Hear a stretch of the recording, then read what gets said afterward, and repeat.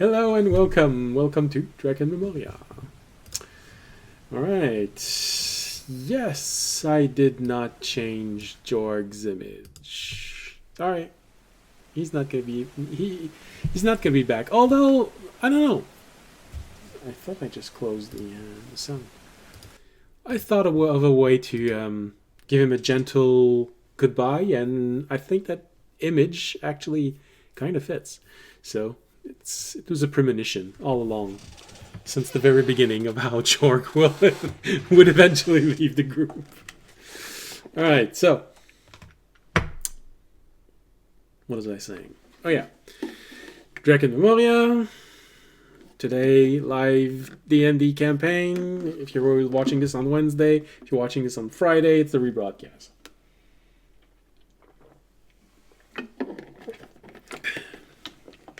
If you like the thunderstorm when we started, that was ambient mixer. If you like the world map, WonderDraft. If you like the towns map, Canvas of Kings, and if you like the dungeon map, Dungeon Alchemist. And that's everything I need to say. Or at least I think I need to say when we start. Alright.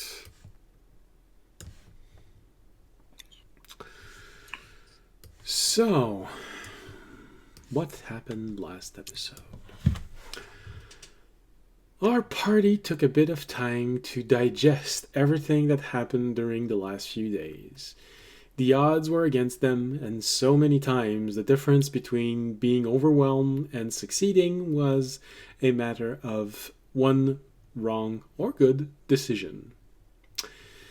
Most of our party found itself staring down death, believing dying was the only way to succeed in their greater goal, and finally, all that one of our hero built in their life came crashing down. Audience, cue sad face. Now they must pick up the piece and figure out what to do, because the enemy will not stop while our hero collects themselves. So,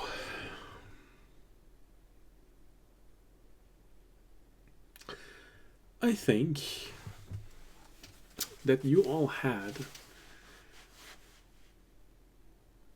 a weird night.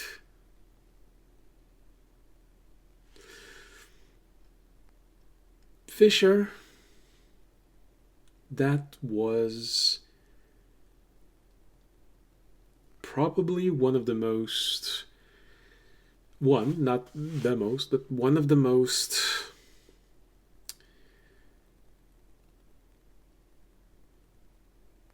close and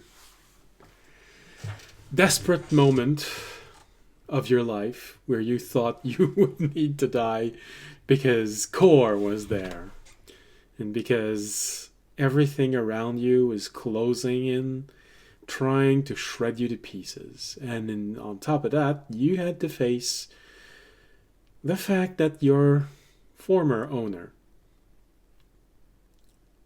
came and was a part of everything that happened. Now, probably one question that can come up in your mind, knowing your enemy, is that maybe they were there for the exiled, but you can't dismiss the idea that they might have been there because you were there. That it was a direct attempt at showing you that he could still control the world you live in. Mhm. And you missed the opportunity of talking to an exile. Yeah. Yes. I talked to him a little bit. Yeah. But you missed a lot of very juicy questions.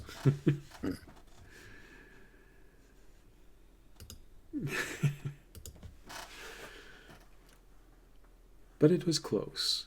And the world also got a little stranger thanks to that book. So I don't know. What kind of night did you pass? What kind of night did you have? What went through your mind? I know you shut down, but eventually you became conscious again.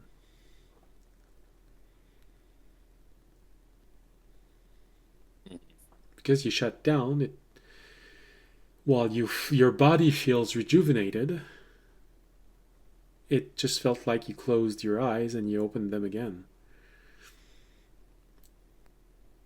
Nothing's really changed in your mind. Nothing. You didn't have time to think about a lot of things. Mm-hmm. I think uh, Fisher is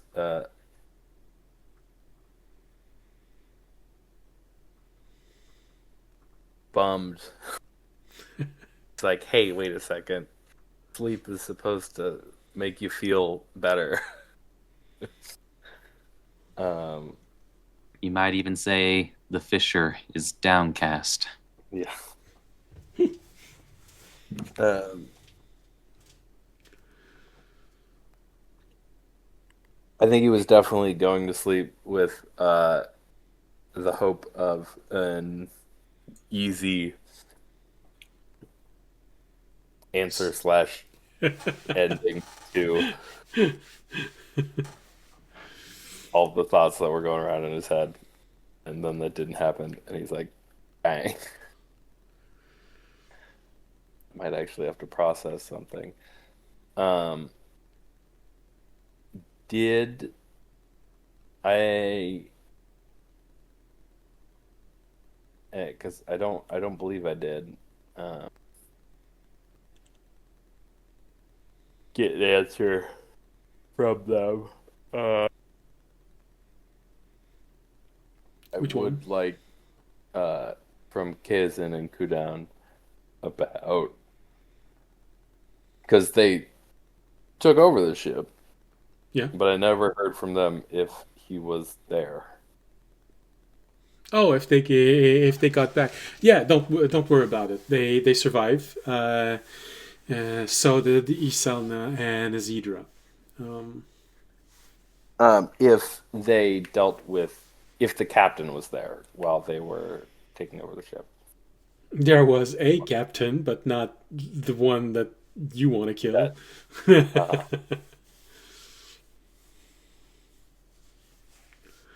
uh, uh,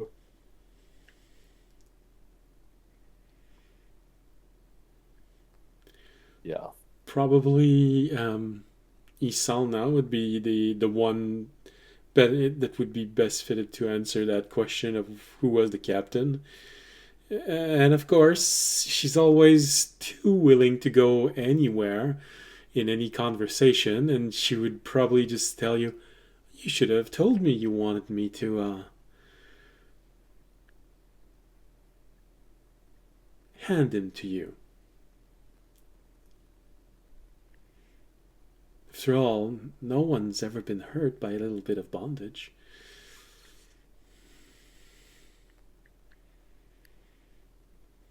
Um, Well, not permanently.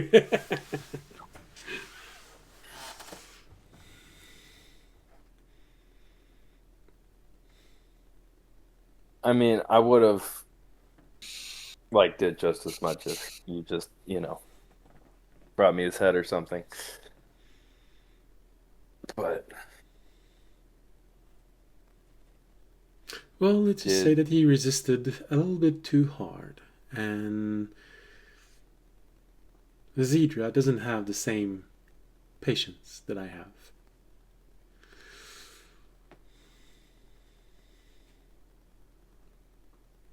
But I'm sure his corpse is still inside of the ship.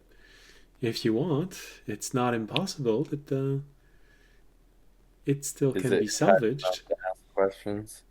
Yes. Death is never the end.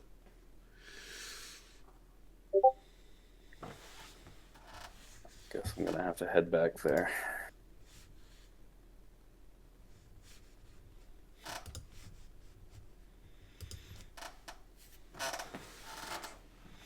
All right. Well,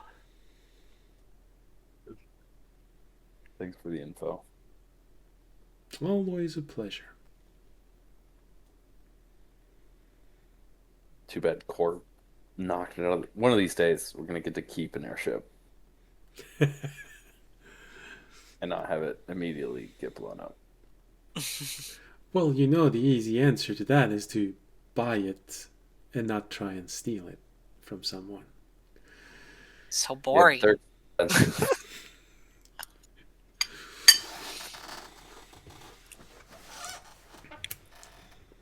There's always something fun about having your own ship.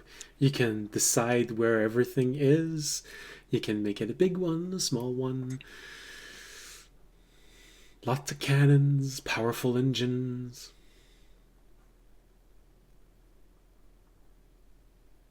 I feel like even if we did get our own ship made, it wouldn't last long enough. We have a track record of things not going perfectly and collateral damage happening on a large scale.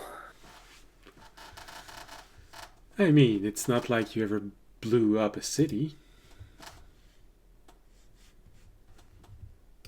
Yeah, of course not.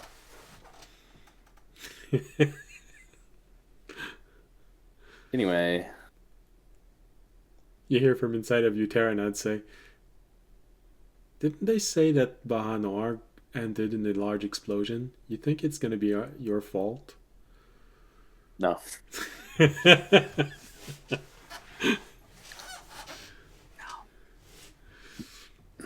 We'll get there when we get there.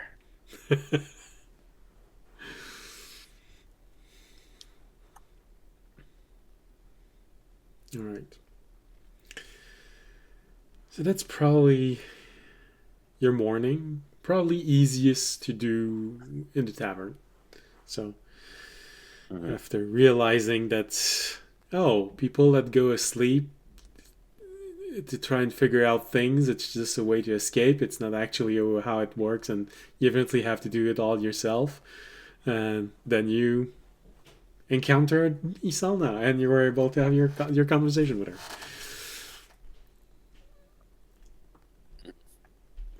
Remy, now for you things haven't gone all that bad, but I do feel like Remy would still feel pretty down because the person he cares the most about in the entire world just saw his entire accomplishment so far fall and crumble into pieces. And not just that, he essentially tried to end his own life, and even that didn't work. He even failed at offing himself.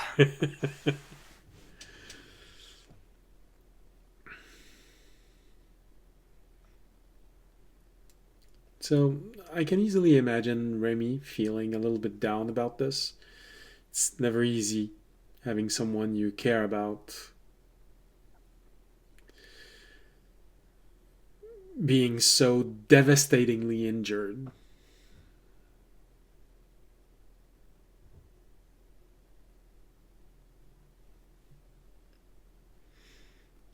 How is Remy when he wakes up?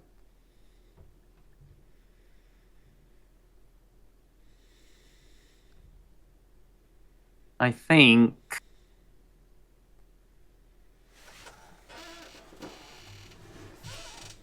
he is a bit more of in a contemplative mood. It's like, because if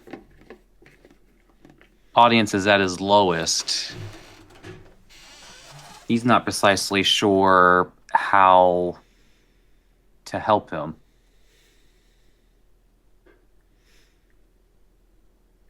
I mean, it doesn't help at all that he's got to wipe out a good chunk of his audience vocabulary because of all the references to the dragon.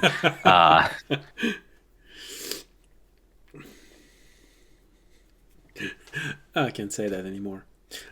No, I can't say that anymore either.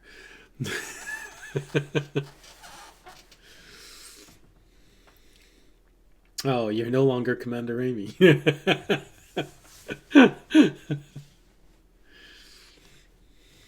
It was fun while it lasted. Well, if you get yourself an airship, you can still be called First Mate, Remy.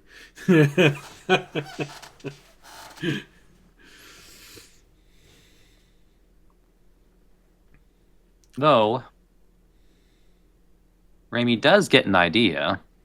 Okay. And he is going to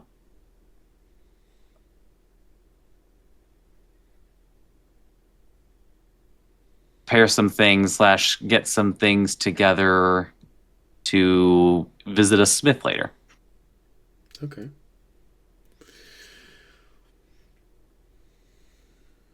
Commercial district is on the other side of the Arboretum, so you got a little bit of time gathering your stuff, getting over there, and coming back, which can easily accumulate 3 hours.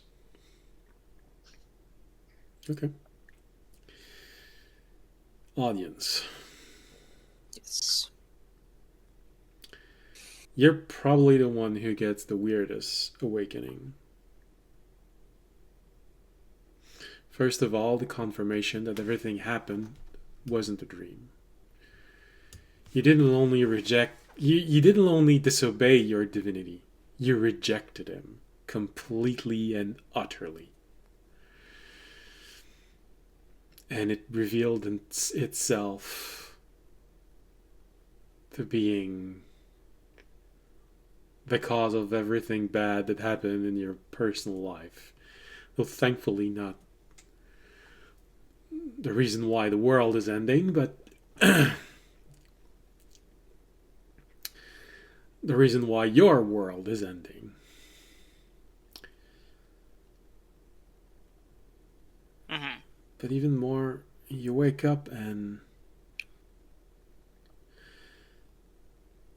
when you went to bed, it sort of felt like maybe the world would end, but it didn't.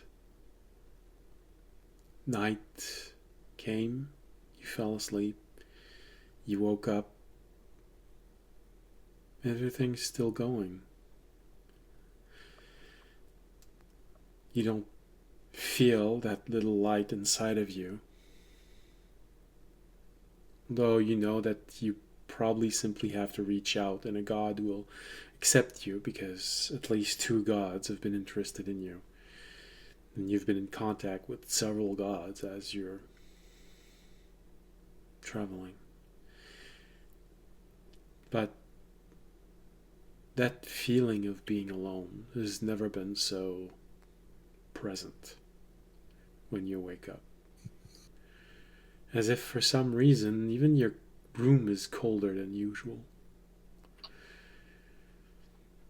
Small reminders around your room of things that you did, accomplishments, most of them for your religion. You did find a little message reminding you that you're waiting for an answer from your nemesis. Oh, God. What's going to happen with her? You promised someone that you would help him break into your church. I did do that. That's an interesting challenge now. And you need to find a huge geode because you want to take on a mage and cancel all of his powers so he doesn't blast you to pieces. And you promised your little dragon that you were gonna have an amethyst repolished and enchanted. For some reason, the last one feels like the most accessible one right now. Did I say it was going to be enchanted? I think I just said it was going to be, I was just going to get him a gem. I don't know if it was enchanted, but... It's not. He asked you for an amethyst because they're easy to enchant. Okay.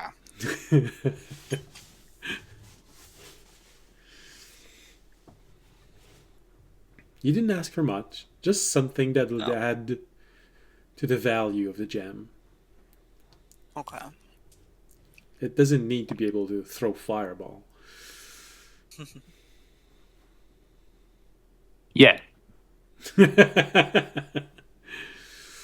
You've seen this a few times.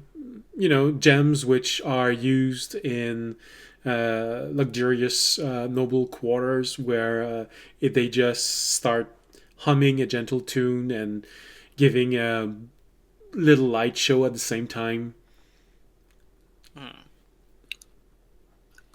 When done right, it's still a magical gem that does something cool. Artistic element. And essentially, it's a gem enchanted with 2 cantrips, so doesn't cost a lot. Well, audience would probably get up. He's still feeling obviously fairly down, but he would get up and he would make his way probably towards the merchant's district, because that seems like an accessible, easy task he can do with the amethyst. Do you go through the outer ring or through the arboretum? You'll go through the arboretum. Okay. One thing that does happen when you go through the arboretum, you've barely stepped a few steps in, and you see Sarn sitting on the rock. He's looking toward the huge forest at the center of the arboretum. Your normal path would most likely take you close to him. You could go out of your way to avoid him also.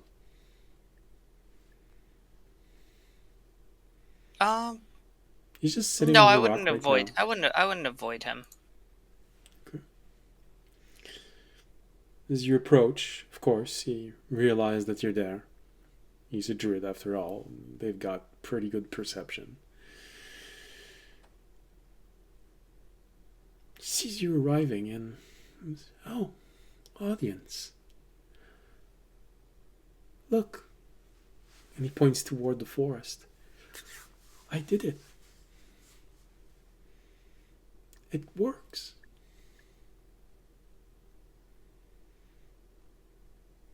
He's waiting a few moments sort of to see an expression on your face. You're getting that he probably expects something. Wow, that's amazing. But also, yeah, you can't see anything different at all. Kind of look at the forest. I'll be like, what did you do? I fixed it. Come, look. You fixed it? Come, look. And he holds out his hand toward you, just like a child wanting to take a parent and take him somewhere to see something cool. Sure, I'll follow. The thing is, the moment that you extend your hand, you see his closing, and he starts pulling on something, and it feels like for a brief moment your stomach is gonna turn around and you're gonna vomit, and it feels like he's pulling you by the belly button. You forgot that awful sensation of you don't know what, but he's able to hold on into something, a thread that links so many things together. And as he pulls on you, you just feel drawn with him.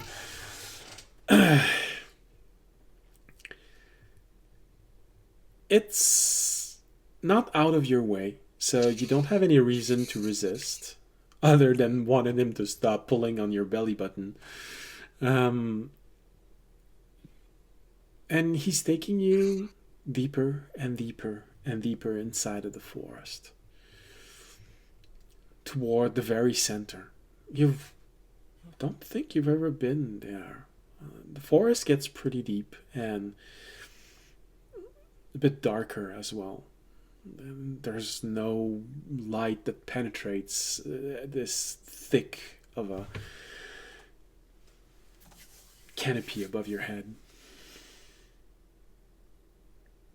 And, it takes about an hour to walk through the entire arboretum. So after maybe half an hour, he stops. And he shows you.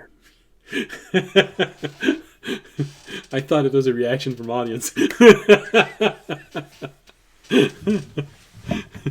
Oh, good. Fisher's here too. Mute by just half a second. He shows you this incredibly calm area in the middle of this forest.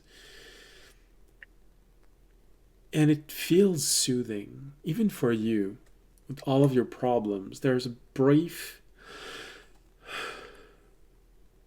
moment. You don't know why. You're not sure how. But there's a life here that never was, that is there now. You can feel it in the air. He looks at you and says, "See, I fixed it. They thought they made a convincing environment, but they made it wrong. So I untangled everything. I made sure the energy flowed appropriately. And now it actually lives on its own. It doesn't need all of their arcane devices. It lives on its own." Impressive. Definitely impressive. You can come back here whenever you want, It's always a place where you'll feel just a little bit easier. Like there's that much less pressure on your shoulder or on your mind. It always helps to see life, true life, how it grows, sometime from nothing, sometime after being reduced to its most simple elements. And he bends over and he just gently strokes a little plant that just started growing. It's just a little stem with 2 leaves. See, this one started growing today. It has a long life in front of it. I see. Impressive. Just like you. It has a long life in front of him.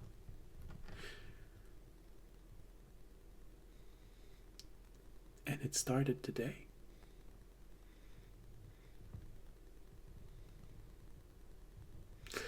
Well, I'm not gonna let you go. I think you have things to do.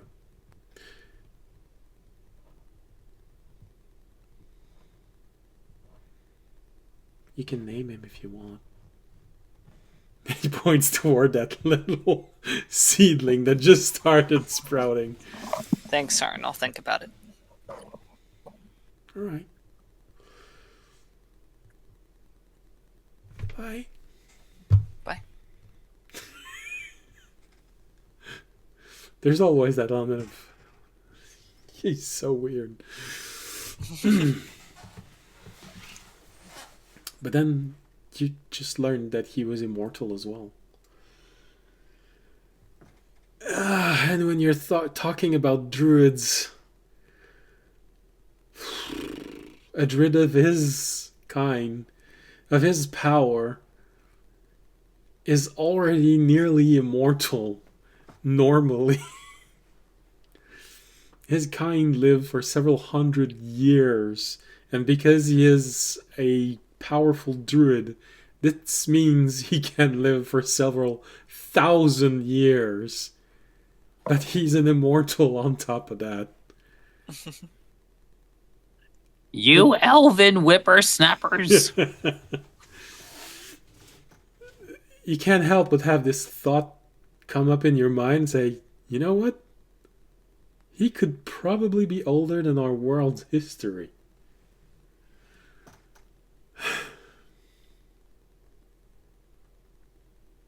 Or not. It's difficult to know.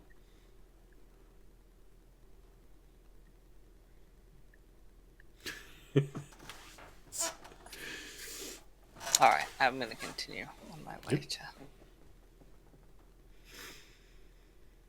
Are you actively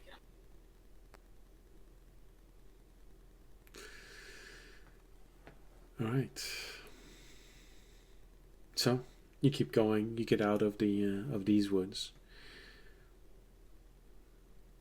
It's a curious thought. The thought that all of this was maintained by magic and now it's not. They really are quite advanced in the arcane, those people. I mean, probably some mage could be able to do the same thing, but when they talk about it, it feels like it's normal to them.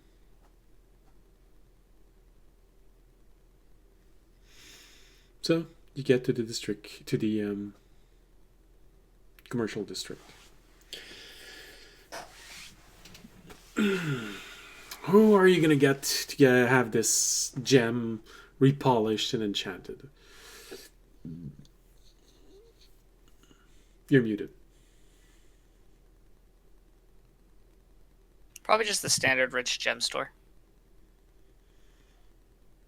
Okay, well, if it's just being repolished, a jewelry store, you can definitely have this.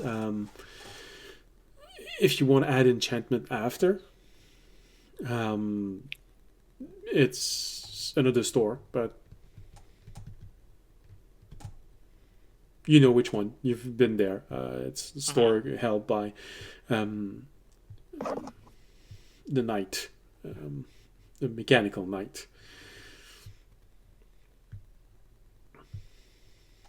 So That is where I would go. okay. Takes a little bit of time before he comes to the counter. To the point where there is a moment where you think he's not alone because you swear you can hear him talk. Not talk loudly, just talk as if he was whispering to someone. Bit of a weird conversation, but then again, you're not that perceptive. Well, I don't know. Maybe you want to roll in case you get a natural 20. Sure. Not natural 20, only a 15. 15. Well, that's not bad. Anyway. You know, it's a bit hard to understand what he's talking about. Talking about knowing and feeling it also.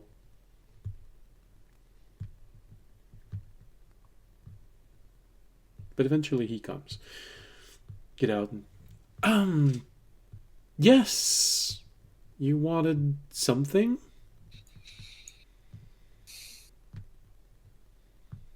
Yes. Just this amethyst. If I could get it,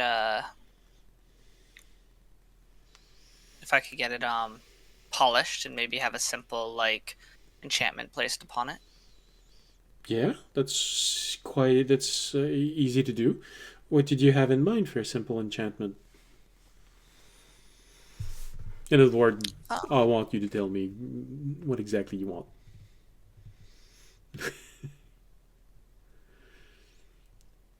What's it gonna do? Um, I would like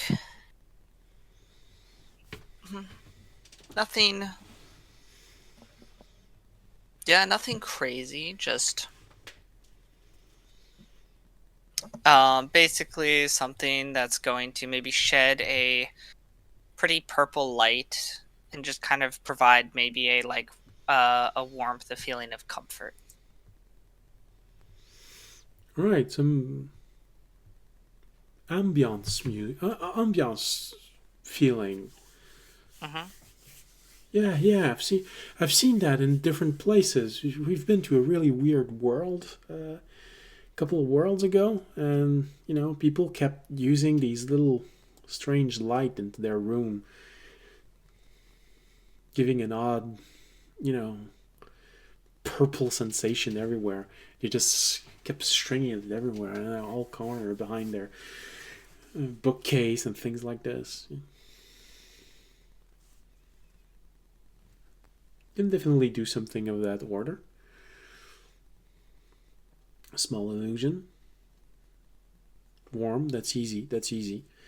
Um, most cantrip can actually do something similar to that. Yeah, okay. That's really not hard to do. Anything else? No, I think that's gonna be. I think that'll be all. All right. Polishing the gem. Any shape, or just polish it until it's as best as it could. Removing small imperfections, small surface imperfection, things like this, or do you want it to have a specific shape at the end? Just very circular would be good. A little ball? Okay, that's easy. It's easy to do. Yeah, that's probably easiest to do. I mean, it's going to be also easier to have the light pattern spread out more evenly. Especially if it originates from the middle of it, it's going to shine through the gem, and it's going to. Yeah, that's a good shape. All right, a little ball, a little amethyst ball, which sheds a warm purple light everywhere. Okay. Um, how does 75 gold sounds to you? Perfect. All right. It's most likely going to be ready tomorrow.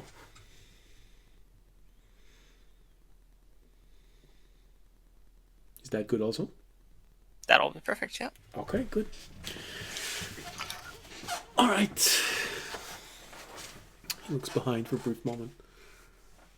Yeah. Okay. Okay, good. You hand him the gem, and he takes it. Starts looking at it for a brief moment. Oh, that's interesting.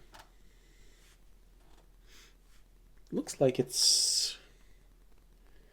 Where did you get that gem? It feels like it went through the digestive system of a big beast.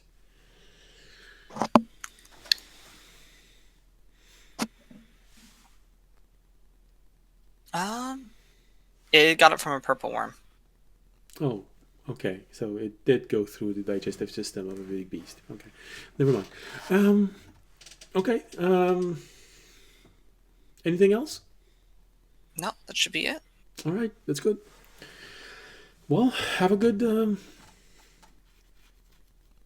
day. It's day, isn't it? Oh man, I completely Yes. lost track of time. Okay. Have a good day. Thank you. It was a weirder interaction than usual. He seemed a little bit more distracted than usual, but you know. Just as he left, he just says to himself, I haven't slept with my wife in months. I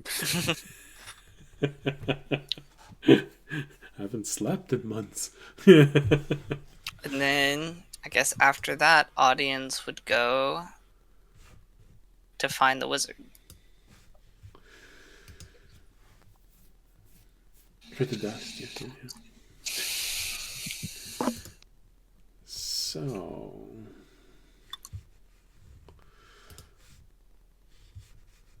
Okay.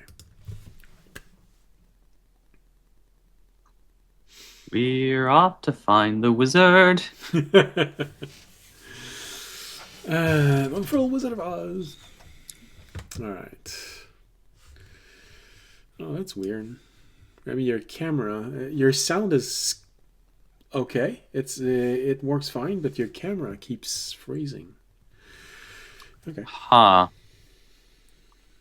but your sound is Maybe- perfect. Can hear it. Should I maybe turn my camera off and on again? Again, the problem is in Discord. It's where it freezes. Nope. Now audience is in Remy's place. Well, you see, that's fine. Okay, good. Everything seems to be working fine now. All right. Yeah. You're moving. That's good. No, hold on. Do, do, do, do, do, do, do, do, do. Sorry, continue. It's okay. I traumatized someone once with that. All right. It's relatively easy finding the wizard who can give you dust. He's on the same ring as this one is, so you just go 2 stores further, and everything's there. The dust is ready. I do believe you'd already paid, so Yes. it's just a small bag with a little bit of radiant dust and another bag with he gave you a grounded up pebble, so 10 dust of deep shard. He says it should be enough to create a really large underground temple if you want. Or a really spooky one, just a little smaller.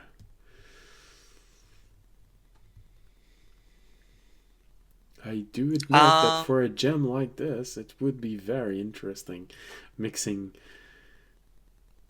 deep dust into the general atmosphere.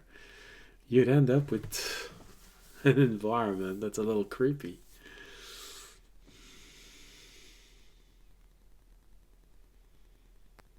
Yes.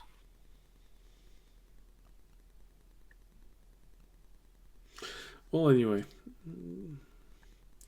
just getting the cavern done and putting it deep enough inside of the mountain.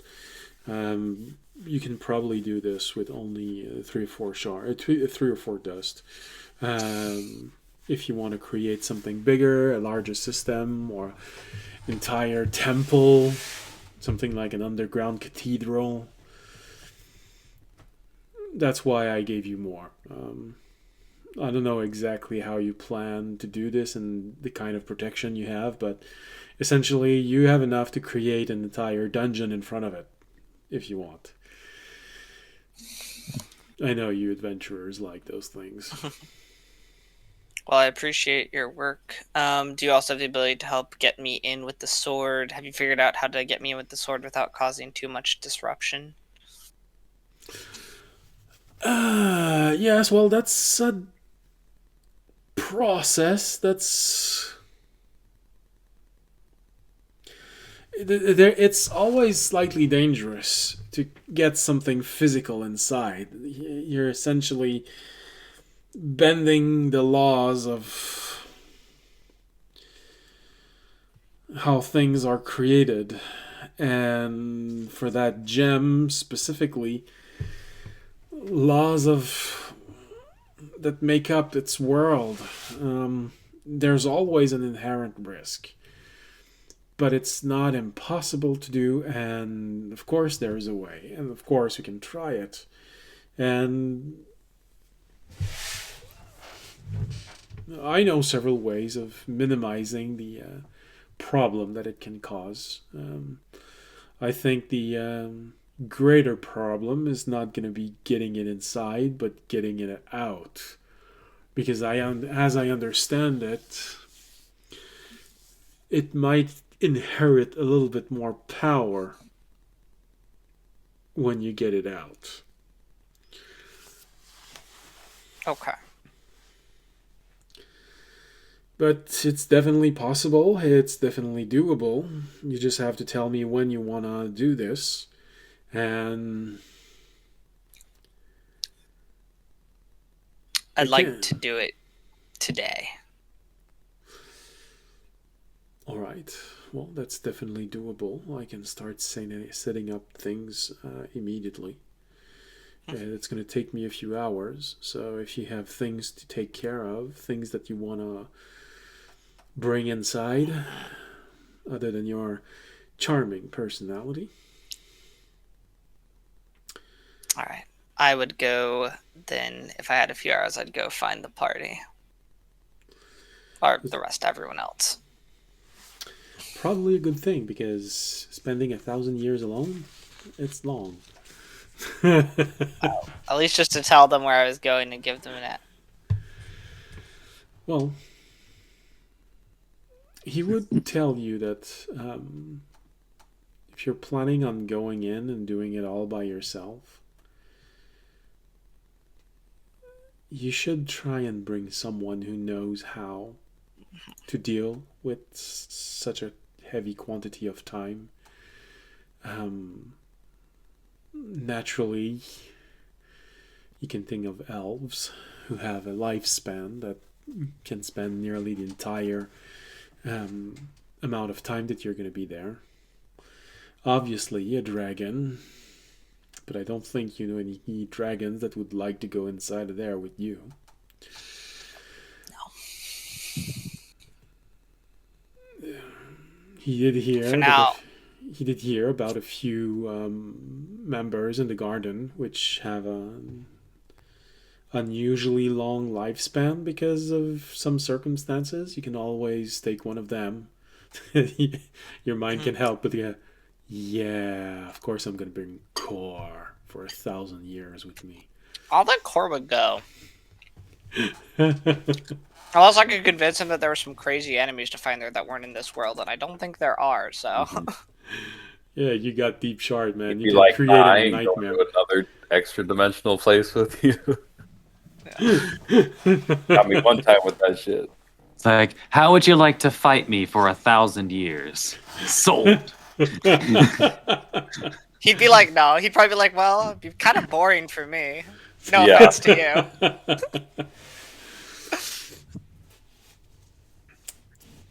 Although there are some things that he'd probably feel like it's kind of epic, you know, having the legend of two warriors fighting in the heavens for 1,000 years. He'd be like, let me know when you get a little better, and then we'll talk about it. Yeah. Make it your entire party. Yeah.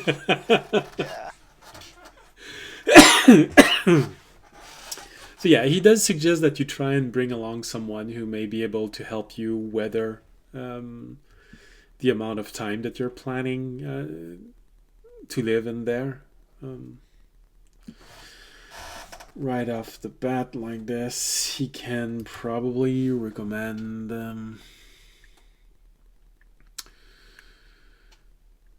Oh yeah, she's gonna love this. You can always try and bring Neisa, who hates your guts because your religion killed her best friend. She's an elf, so she knows how to weather the passage of time. There is the only elven wizard that came with you, Nofiralis. You haven't talked a lot about to him. You get the impression that you'd annoyed him. You would annoy him more than anything else. Sarn and Ran, they both have very long lifespan, and Sarn, because he's a druid, would a high level druid would most likely know how to weather long periods of time. How about 1,000 years with Ornak? Yeah, he would probably be able to weather that quite easily. You don't know how old he really is right now, but you know.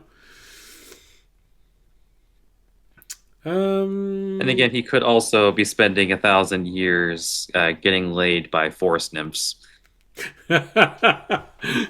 keep a little bit of that radiant shard just to give him a pool of nymphs. In the garden, that's probably all of those who would naturally know how to do this. Dwarves and gnomes, while they do have long lifespan, those who are in the garden right now are most likely not beyond 100 years. So they could help you, but none of them is meant to live for 1,000 years.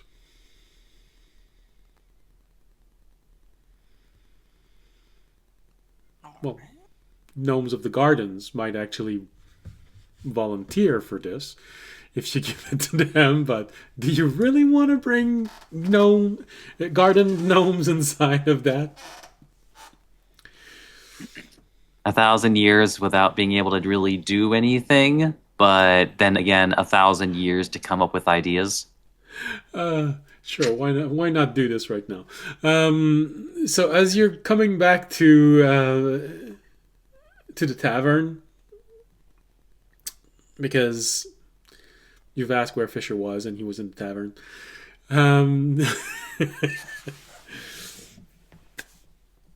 You enter the tavern and you see Fisher there sitting at a table, but you also see on a neighboring table, and Fisher, it's close enough that you can also hear what's happening. It's an event that I wrote a little while ago and I completely forgot, but it's gonna.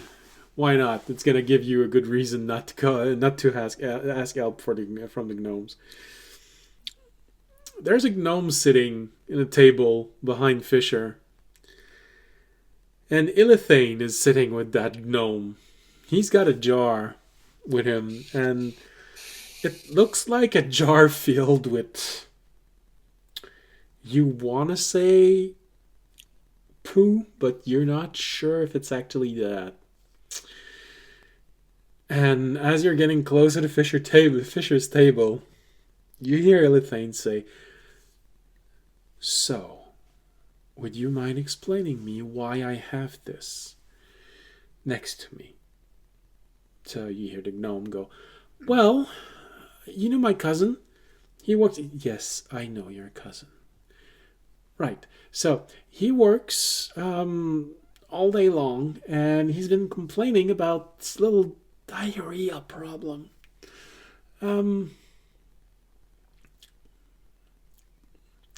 So I thought that I might help him." And your answer to that was this. And he points toward the little jar with the poo inside. "Yes. And why did you just not tell him to go ask a priest?" "Well, it's because it's a chronic problem, and he's been asking a priest already several times in a row, and he feels kind of ashamed that actually a god needs to take care of his intestinal problems. So he asked me, So I decided to use a different mean from extracting the excrement from inside of his body. And, well, I've heard from a priest that I've seen before in one of our expedition that sometimes the pain is the point of something. It helps you learn. So I figured that maybe if there was a point to this, you shouldn't take the pain completely away. So instead, what I did was make sure that the pain was endured, but not by the person, but by the poo itself.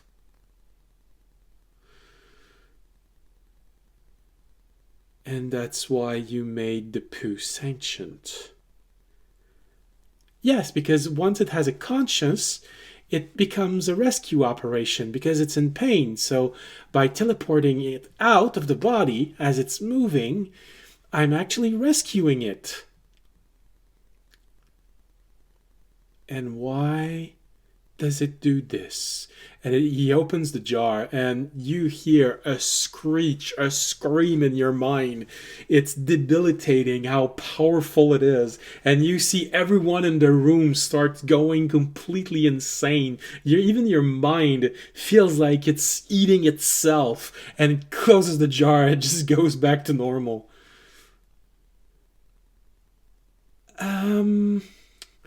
Well, that's because, when you teleport something out, you gotta take it through another realm. So I figured, just to make sure that the poo actually has, a good time. I figured, and that's because from one of the world we visited, there was this person who said that there was this place, this thing that they took, and it helped transition. It helped it go better, and they called it Imodium, I think. So I decided to find that realm and send it there, so it would have a better transition. Okay. And then after a while, you take it back out. Yes, and I take it back to his own kin, where it can live a happy life with the other sentient poo who are going to come his way inside of the excrement cistern. It will have a good life with his kind. So, in short, you take the excrement from the body, you make it sentient while inside the body. And so then you extract it to save it from going through the entire digestive process. And you do that by taking it through another realm called, and the gnome answers at the same time as he does, but they don't say the same thing. The gnome says Imodium, and Ilithane says Pandemonium. You see the gnome go,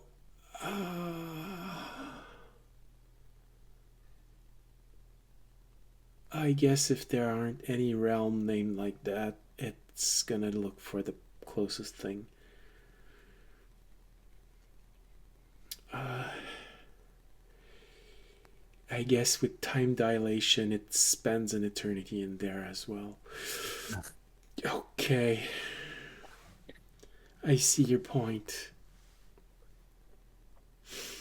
You see the thing just go. I would very much like you to fix this now. Because we have an entire cistern of screaming poo. Yeah, I'm gonna get on that. And please, from now on, make sure that all experiments are approved, especially if they come from you. Yeah, I'm sorry.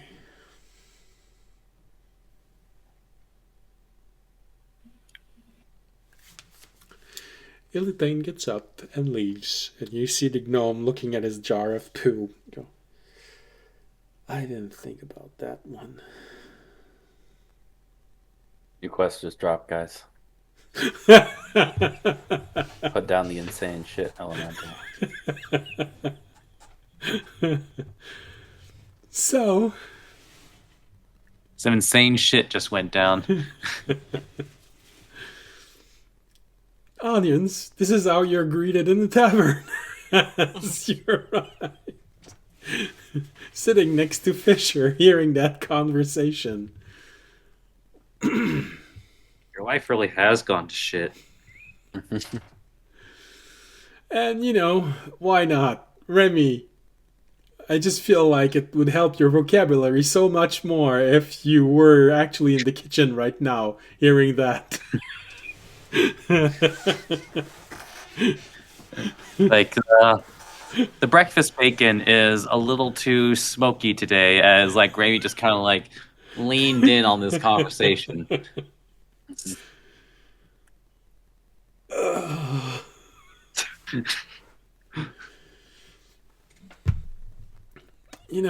As a Kenku, you sort of slightly feel for the gnome.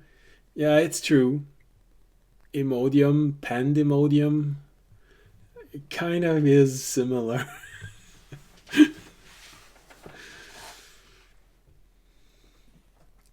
So, with being greeted with that as you arrive in the kitchen, Remy, you're gonna have time to do your thing with the smith. Don't worry. You've already did it. You're just gonna need to tell me what it was. Well, why don't you tell me right now what it was? So, including his own medal, he's gonna take all of the Dragonite that he has been holding on to since, wow, pretty close since Raimi joined, but hasn't really had much of a use for it in the current time period. Okay.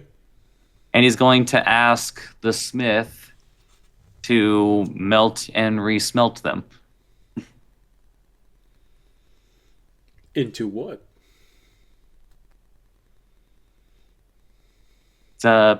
He wants to make 2 little medals with the image of a rising sun.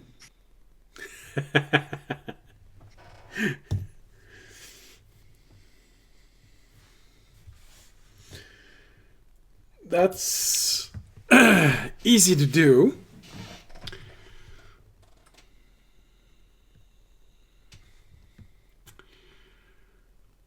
For real, aside from his medal, he's just been holding on to another like large chunk of Dragonite that he hasn't used for anything. So,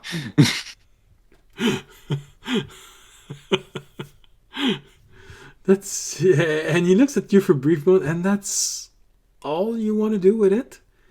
I mean, it feels like it's something that has so much more potential.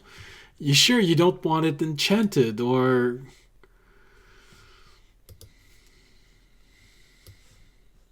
like, I don't know. It's a material that is inherently receptive to any type of enchantment. I mean, do you want it to throw fireballs, to cast charm on a person, to teleport you to another realm? It's feels like you could do so much with this.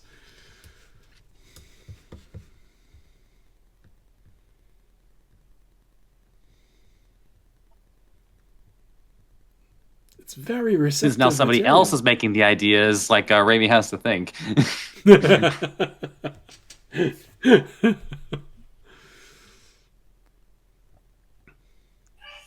I mean, Like, sure. was this guy not briefed on the Kenku mind? I thought everybody got the memo. Well, not everyone truly understand the limitation of not having any imagination.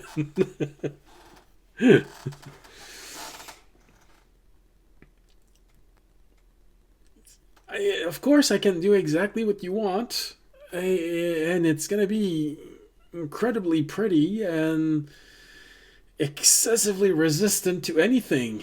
I mean, we're talking about material which is usually used to conduct energy from mage, high quantity of energies. So that thing's gonna be pretty much indestructible.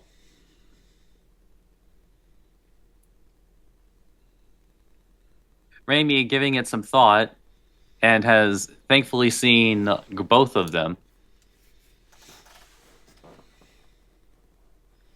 He'll use like his, well, maybe not limitless, but sometimes feels like limitless uses of minor illusion and silent image.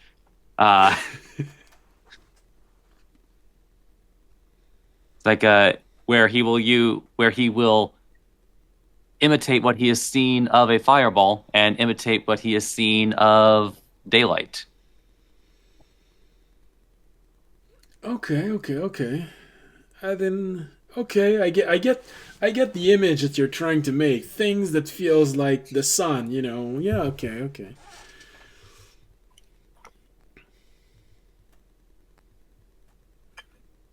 How much money are you willing to put on this? You know, I can try and do something with what you're giving me as information. I can try and put other things inside, you know, other enchantment, which are gonna be interesting with the idea of sun, you know.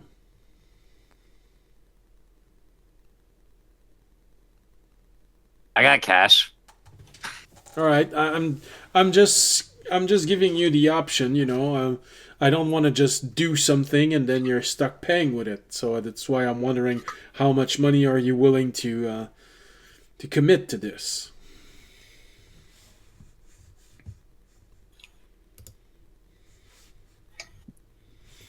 Is that the DM asking for a specific number, or is that more the DM, or is that more just the NPC asking, "Can I do cool stuff, and will you be able to afford it afterward?" DM raised 2 talents.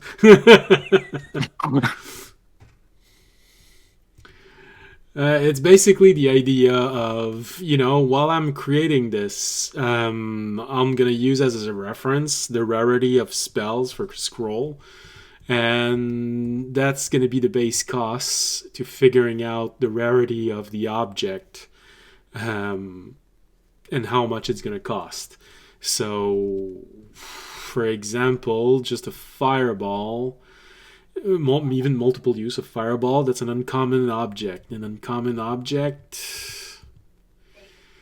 it's between 100 and 500 golds. So if you want to add, I don't know, daylight, light, fireball, scorching rays, things like this. Blindness, you know, the idea of just flaring a flash of light in the eyes of someone. Ah, they're blind. That's how I'm gonna decide, you know, just adding up the amount of money that you would need to make the object. So I'm wondering, just how much money are you willing to put on this? Prismatic sphere.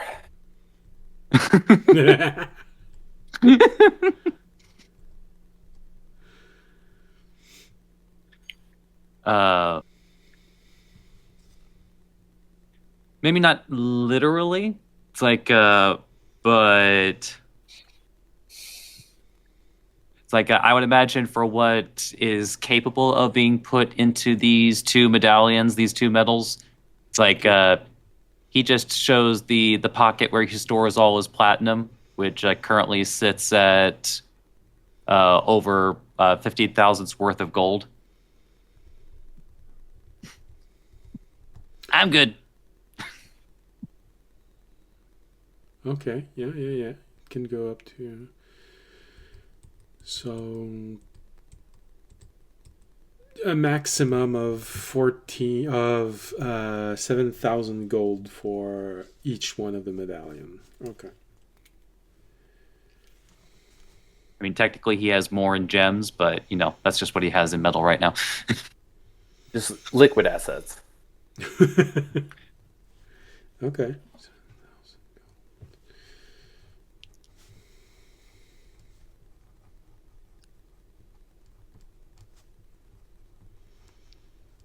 Okay. It's written down, and most likely we'll have an answer in a few days of what's exactly going to be inside of it. Okay. Like now, Raimi's just curious about all the stuff he could fit in there.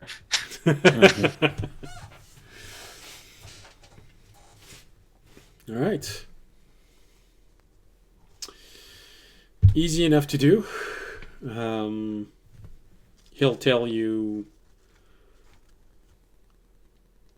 tomorrow how much time it's going to take to finalize everything. For some reason, all of the food that Raimi is making for breakfast in that morning is all like really spicy, or And for some it's like reason, audience, you didn't ask anything, but you got your eggs sunny side up.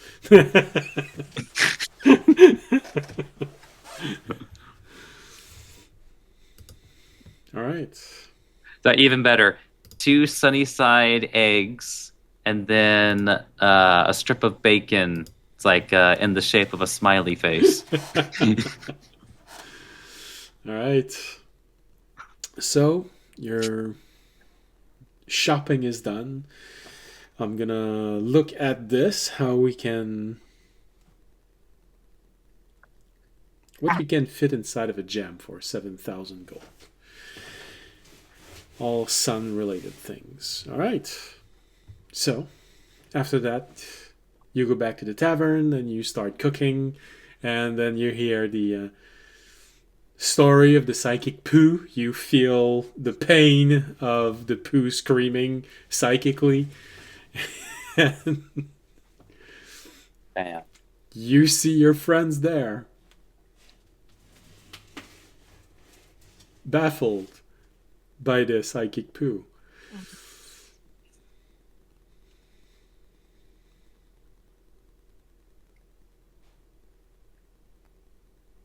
So, audience, what did you want to tell your friends? I was just looking to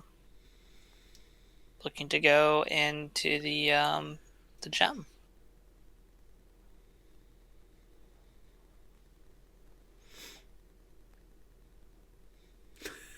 Or how long?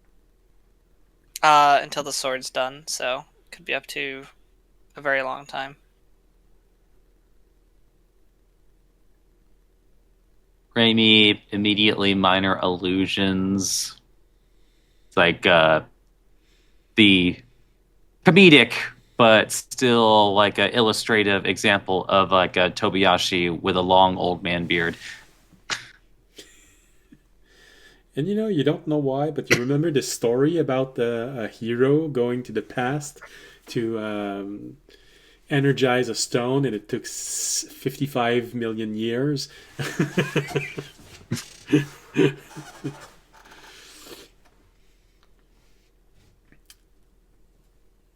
Then a silent image of a rock turning to dust.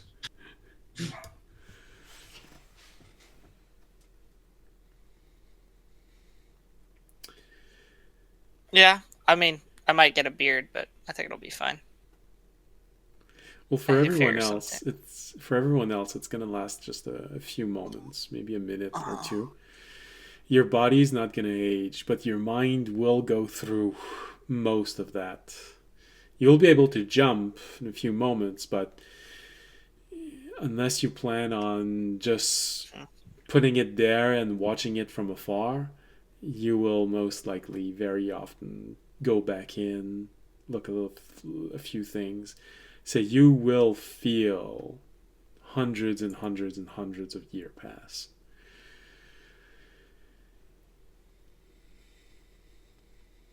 Is now the best time to do it? Yeah. I mean, I don't even have any powers right now. I need to figure some stuff out before I continue adventuring with you.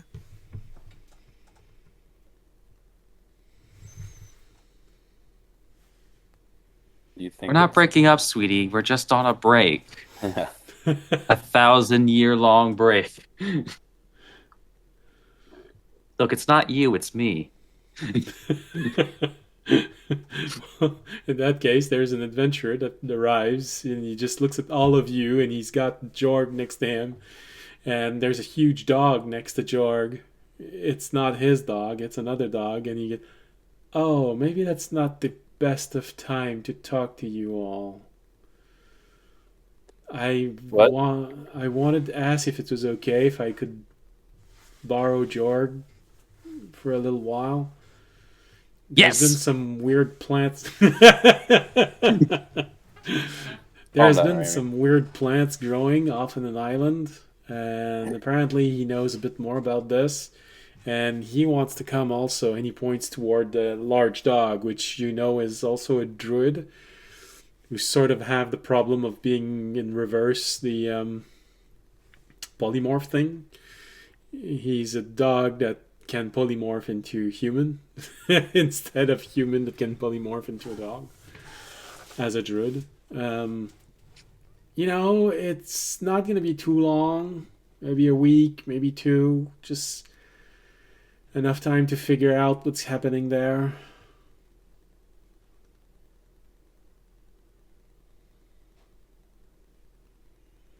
I'm not poaching him from your group. It's really just because it feels like he knows a bit more about this, and you look so busy right now. That and it looks like someone died when we look at all of you. So, you know.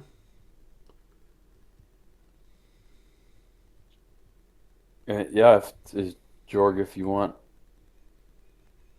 I'll stop you. If you want to take them off our hands, I won't say no. All right, good. So the Jorg looks at all of you and just go, "Yeah, I mean, I think it's my fault of being seeing it for a while now, thinking about it, and I probably should have went there. I know I should have told you guys, but you know, it always felt like we were doing something more important. It's kind of my fault, I think."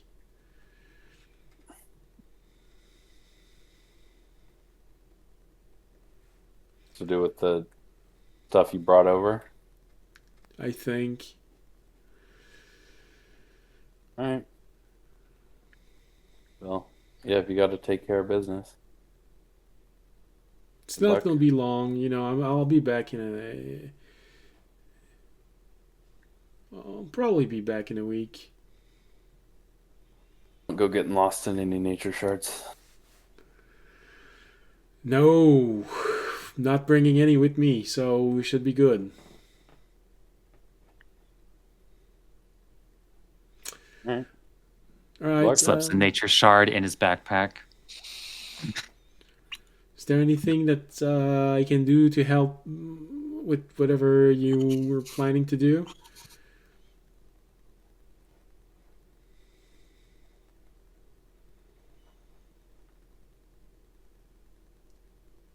He takes the tiny blob in a jar. Maybe you want him? I keep forgetting to feed him. All right.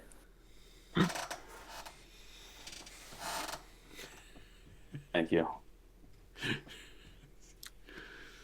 Now Fisher has She'll tiny bear this blob. responsibility. All right, but essentially, if there's anything that you feel that you really need to keep in your party in Jorg's inventory, now would be the best time to ask him.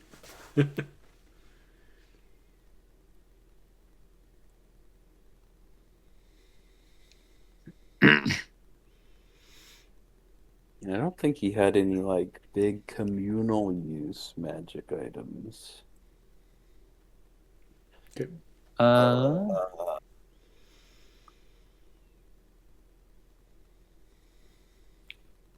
I guess now I maybe gotta take a look. awesome.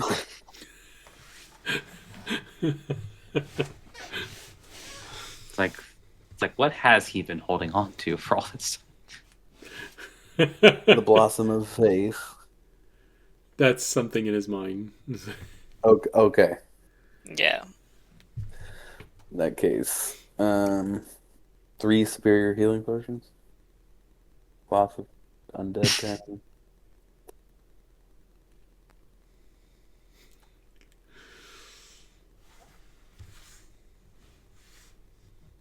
So, nothing specifically.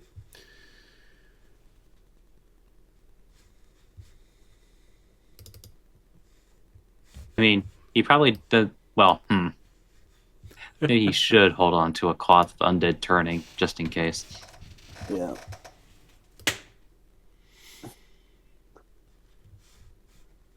All right. I don't think he needs a potion of heroism. No, I don't think the helped him very much. I think you gave him because it was thematic, but other than that, yeah. I don't think he definitely doesn't need 3. No, you can leave him. You can leave one for him, but no, that's definitely not something he needs. Torch, backpack, potion, healing.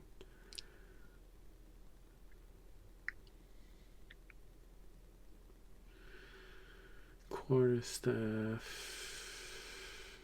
His cabinet of potion making. Quarterstaff, ring of warmth. Of course, the ring of warmth. You know. Can't take that. It's so important. Especially since he's not attuned to it. You know.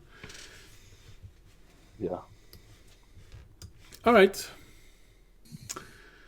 I think that's all very easy to do. So, potions.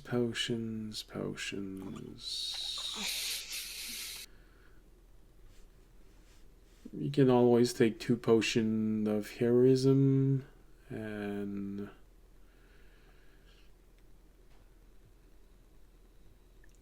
the tiny blob in a jar. All right.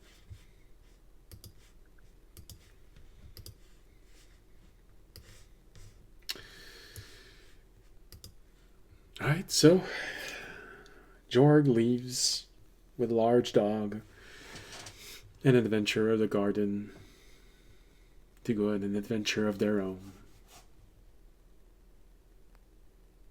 Which leaves you back all there, looking at audience as if he was saying that he was also leaving.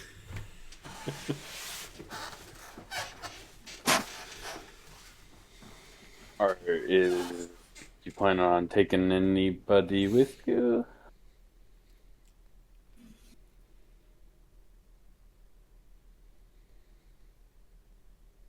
I mean, if anyone wants to go from you guys.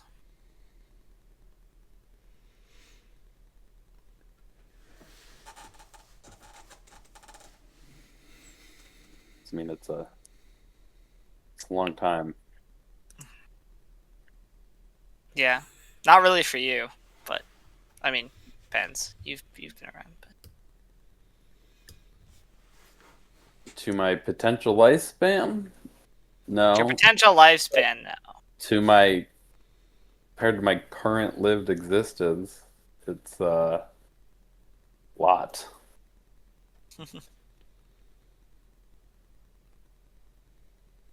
Well,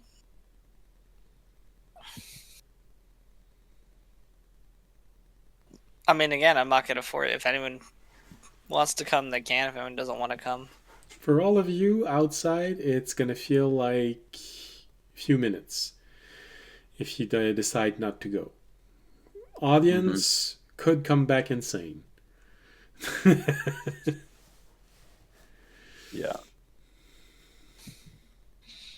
I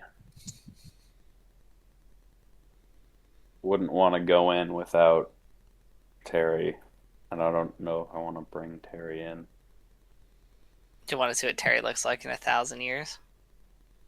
Well, his body's not gonna age, but his mind Oh, is that's true. definitely gonna.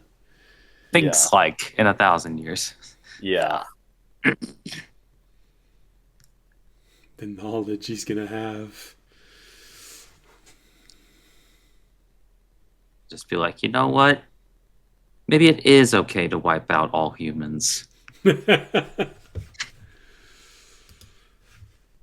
So, inside of a gem, if you spend 1,000 years in there, things that you might have to keep in mind, you will see forests, entire forests being born and die. You will see the rise and falls of civilizations. You will hear the thought and prayers of all those below you. You may even decide to incarnate yourself, interact with them, see how the world is. You could see the emerging of an entire new island and life blossom on it and people migrate to it. Then you will have the possibility to influence it in small or large ways.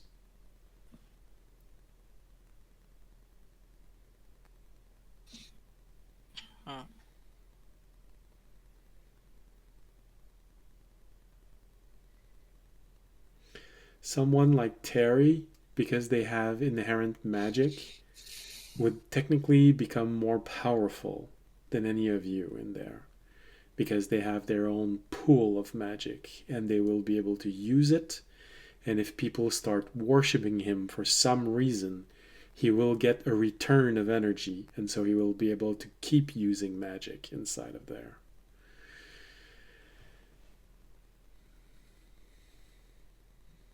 Yeah, I don't need Terry getting worshipped. That spoils the kid generally. It's difficult to know. You could get corrupted 1,000 years with people that you can influence.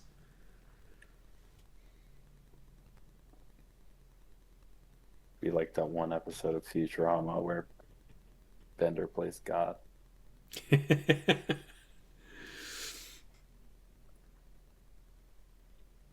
So, although you won't be able to do as much as a true God would, you will essentially be able to answer prayer, to influence people. If you incarnate yourself in the world, you will be able to change things, but as a person. So you won't gain immense power while you have physical form inside of there if you want to interact with people. But you will meet people, you will be able to still influence them. And if you want, you will be able to get out, stay idle for 50 years, and come back and see the result of what you did.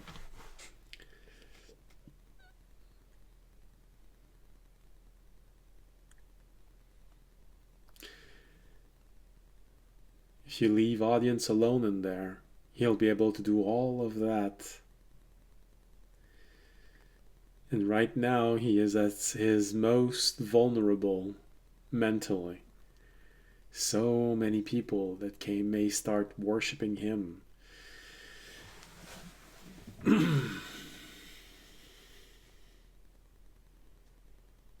Remy, do you want to go in? If you want to bring Arunak and Terry, that both are possible. Arunak can't, he'd become a nature deity or a nature patron. It's not a bad thing to do. Terry, well, technically you could possibly be the birth of the Cthulhu religion in there with him, but Yeah, no big. That's fine. So that's the big question. Do you want to go in there, keep each other in check?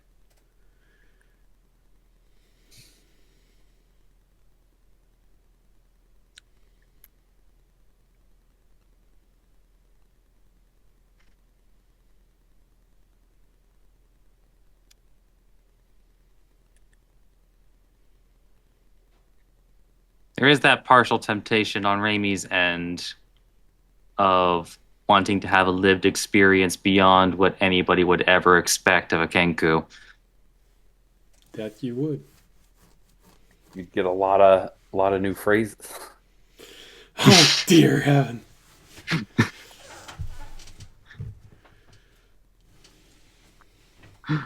1,000 years of vocabulary. You would essentially be able to simply try and think about what you want to say, and so long as it comes out in a slightly weird way, it would be on brand.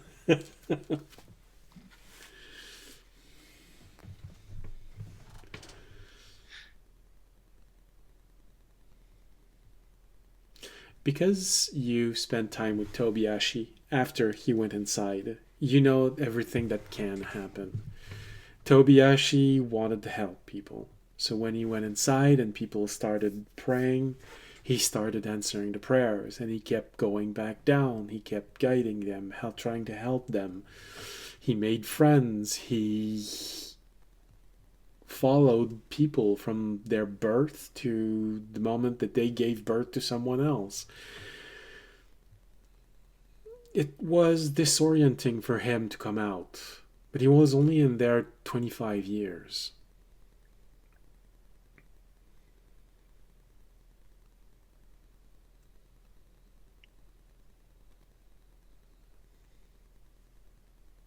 You know how it's going to be when you all come out. At first, the reality of the gem is going to be more present in your mind. Then as the minute starts going by, it's going to feel like a dream.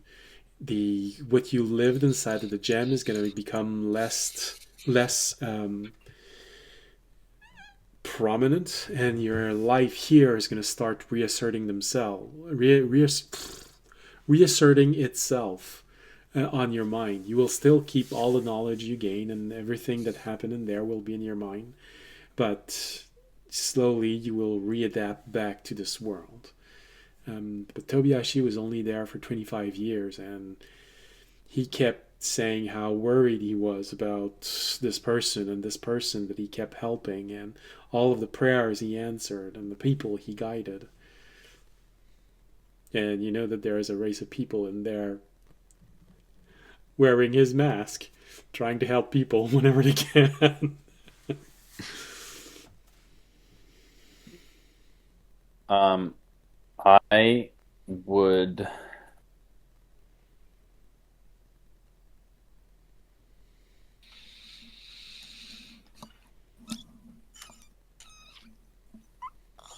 I would bring Terry out and ask him if he wanted to go in. It's like, want to go on a field trip, son? Yes. Because,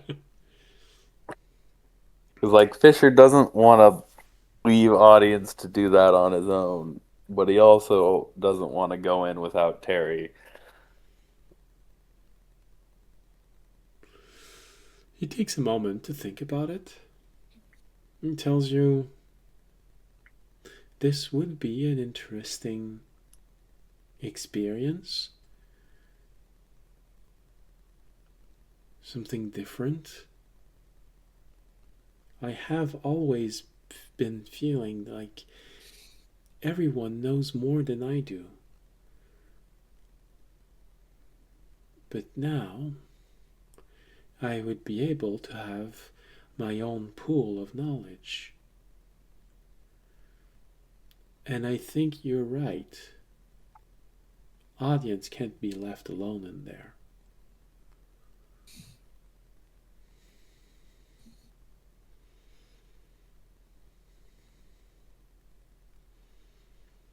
If you want me to come, I will, and I will also keep you safe. I will keep you sane. While I don't know what it feels like to live for 1,000 years, I've often thought about it, and staying sane, keeping the core of yourself alive as time go by, and you gain more and more knowledge. It will be a challenge for everyone.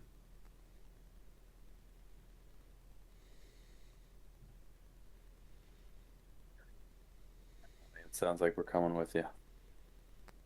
All right. Sweet. Remy? Or are you going to hang out here?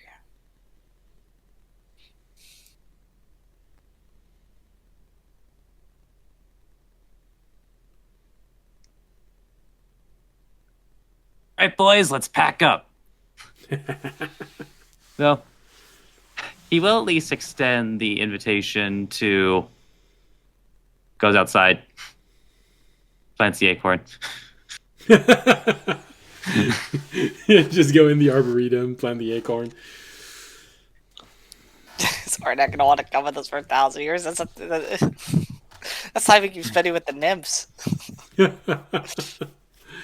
It's Almanac that comes out.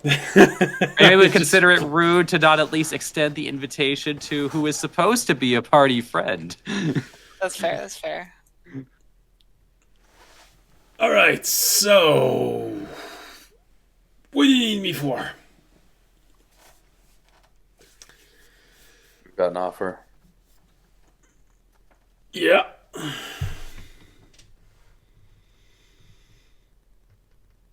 Do you remember the gem with the people in it where time moves a lot faster? Vaguely. We're all going in for about 1,000 years. Oh. So not really any time will pass. I mean... We'd offer if you wanted to come with us, but we are by no means strongly asking you to.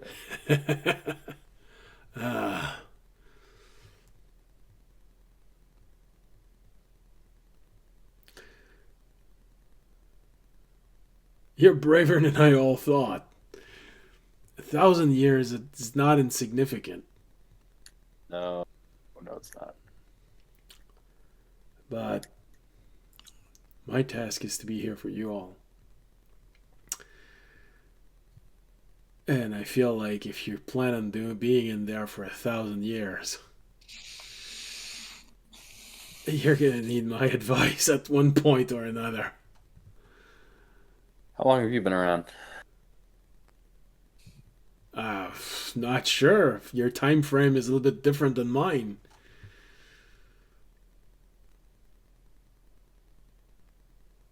He's like a knight of the, so probably a long time. Mm-hmm. I mean,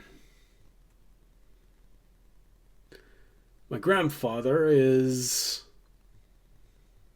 the first nature elemental that ever existed, so how old would you make me? Fair enough. Pretty old. Old as dirt. Pretty old. Well, yeah, if you want to come, we'd be happy to have you. I'm here to keep you safe. That's not just your body. Your mind counts.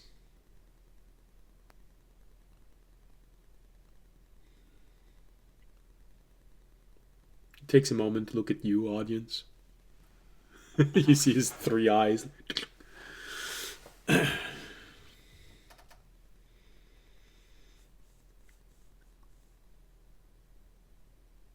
Are you gonna be okay in there for 1,000 years?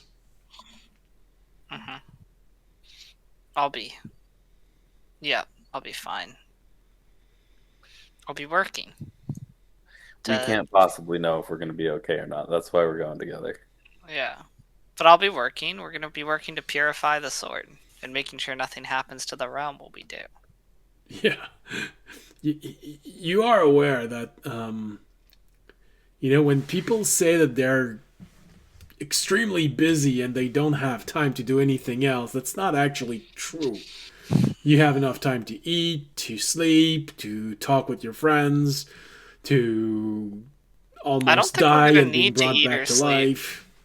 I I don't think know. we're gonna need to. I just mean it's never as full of activities as you thought it would be. I have to gather and train a group of warrior shrine maidens to guard the sword and make that their life task that they start. That they. No, sorry. Okay, I'm getting ahead of myself. My. Yeah, for some reason, I'm not surprised by this. It's like the baths at the temple will be co-ed. Yeah. Bonding Why activities would are they? mandatory. Why would they be co-ed? It's only going to be women. Jeez Louise. See, this is why we need to go in. All I'm Yeah. saying is that there are male cheerleaders too. That's why we're going to have two religion. One all with male, one all with female. But Hopefully they're one gonna with go all... because that's what happens, and then it's gonna be a whole big thing. Listen, if we're in spirit form, we're going to need physical people to guard the sword and generate their good energy to it. We're going to need temple people. We just have to choose the right temple people. Oh, okay. All right, well, don't forget to bring whatever dust and shard energy that you want if you want to create more, because 1,000 years, as far as I know, this island chain right now here, human history on it is 400 years old. So you will have enough time to see the rise and fall of a 2-island chain like this one here. We'll bring some. Well, we have some stuff. I was sure you were going to say we're going to bring some snacks. All right. All right, how are we doing this? When are we doing this? There's a wizard that's going to help us all get in. Okay. Is Terry's box gonna be an issue? In Yes. what way? I mean, technically, if what we saw before, potentially, because a temporary space. One of the things that caused the first cataclysm in there is someone tried to bring a temporary dimension into another temporary dimension. Isn't Terry's box like a temporary, slightly alternate dimension? Yeah. Yeah, I don't think we can bring my orb or Terry's box. But I also think we'll be in spirit form. Especially now that you've got a really interesting visual, because that person had a storage device inside of them. They ate it, and when they came out, obviously they bursted, and now you just had an example of psychic poo. So there's some bad images mixing in there. Yeah. So when you bring Terry inside, you're not actually going there physically. It's just your spiritual self. So when you're not in physical form, you're just going to be floating consciousness. Yeah. But you will. We're be able not to actually see going inside. So yeah, we can have our stuff. It's just not. Yeah, because we're not, unlike the people, we're not actually physically going inside. Yeah. It's just our spirit selves going inside. Nothing you have will actually go in there and accept your consciousness. If you And the decide to sword. take form, That's what we were working yeah, on. that's. If you decide to take form, you will have a body and you will be able to interact with people, but you will essentially be mortal at that moment. But since you are choosing your body when you're in there, you can take whatever form you feel is appropriate to succeed in what you're doing. So you could decide to be a halfling, a thiefling, an orc, a human. You're just gonna go take a shit. First time. Yeah. You can be. Yeah. Real life you don't have to. experience. You don't have to be a construct. You can be whatever. You can be a real boy. Fisher will spend the first 50 years just trying out all of the humanoid non-contract features. structs. Fisher's gonna die like 16 times to like overeating and all this other stuff because he doesn't actually. He's just gonna Just gets a overindulge. cold. Immediately dies. Hey guys, I'm gonna never eat died all cold. of these cakes and not gain a single pound. The only person for who it's going to be weirder is probably Remy, because even if you change body, your soul remains as it is. And since it was a punishment from a god to rip out imagination from your body, while you may be able to have a form which can fly, your mind will never heal from that. So even if you are in human form, you will still talk like Remy. Sorry, Remy. You can't finally talk to us and say all the things you wanted to say. Again, he'll just have a bunch more things to say. Yeah. All right. So you wait a little bit of time. You eat a delicious meal that Remy prepared for you. It's sort of weird because you're preparing for this. Oh yeah, And it- that's actually a good point, though. We can't actually bring the dust in with us, so if we want to make any more land masses, we have to do it before we go in. Well, you can Unless- bring the energy of the dust that you plan to We can bring the use. energy of the dust? Okay. So it will remain there floating. You can use it as you see fit while you're in there. But that's the maximum amount of dust that you have once you're inside. Okay, that's fine.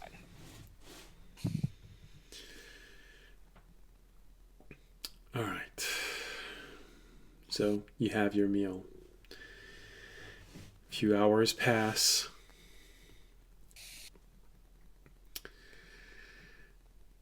You had a good lunch. You go see the wizard. Fisher, the procedure feels slightly familiar when you look at it because, again, he's going to tear a hole in reality so that you can shove a sword inside. Mm-hmm. Except that they're using the material of the garden. Last time it nearly blew up the entire laboratory. You were stuck in a small hurricane while you were trying to maintain the flow of energy from exploding. Here it's slightly underwhelming, the effort that it needs to do. You see this little device that's the size of a marble just floating there, the sword, all of you there, and there's a bright flash of energy. The energy pours inside of the sword and you see it slowly being drawn inside. It deforms, it's absorbed, and eventually it closes. And while the process was straining, the gem doesn't shatter. It is okay. That's good. Alright, audience is gonna, I guess, prep to go in mentally. And, yeah. Although, Fisher, you probably don't want to say it to audience, but with the roll that I made, the gem didn't shatter, but damn, that was close. What, was it like a nat 1 shatters it? No, if you rolled under 10 and the roll was 12, so Okay. That's total fine. of Gem's 12. good. Gem's good. Gem's good. It strained the gem, but it did not break or crack or anything. All right. And you find yourself, a few minutes later, placing yourself in a circle around the gem, all starting to meditate and go inside of the gem. And I feel like it's a perfect place to take the break. break time. All right. So, where's the music? Here it is. Marsh. So there's a different illusion. And there you go. See you back in 15 minutes. Bye.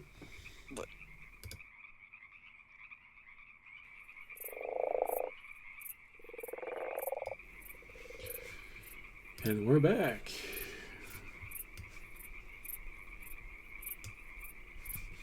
And audience is not back. It's slightly awkward.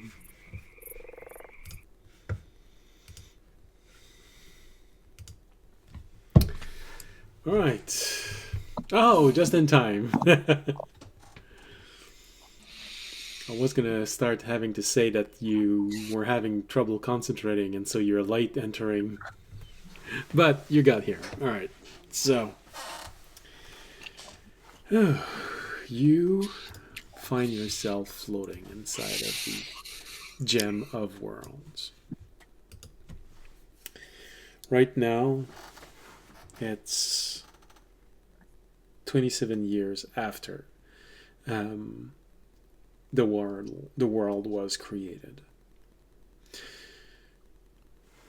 Most of the people that are down there still remember all of you.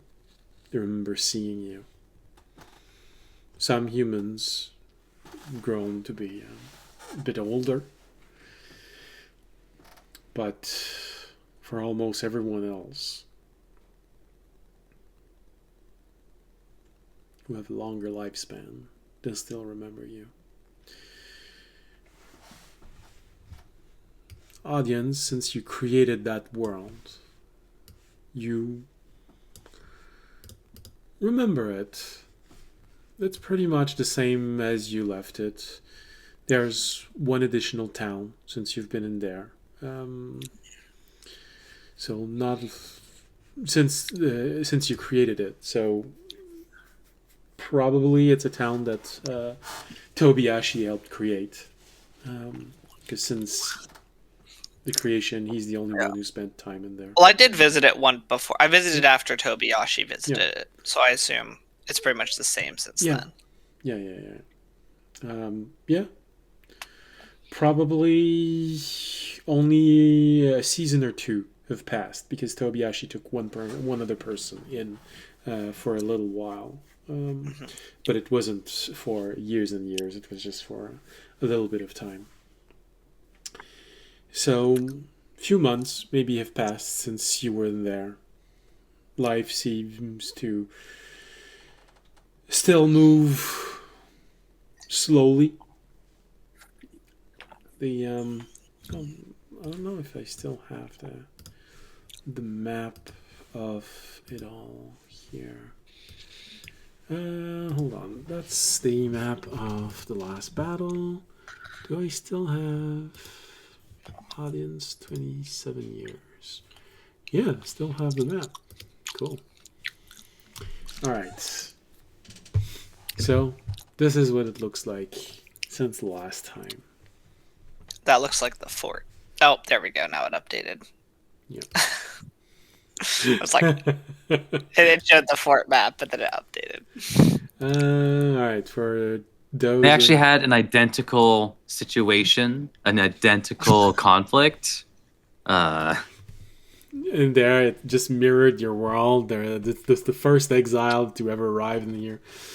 All right. That'd be wild if an exile somehow ended up in my gem. I'd be like, what be going on with that? All right. It's like, I'm going to save the world, guys. For those of us who wants to see it build better than that, I put it on the Discord so you can zoom it out a little bit more.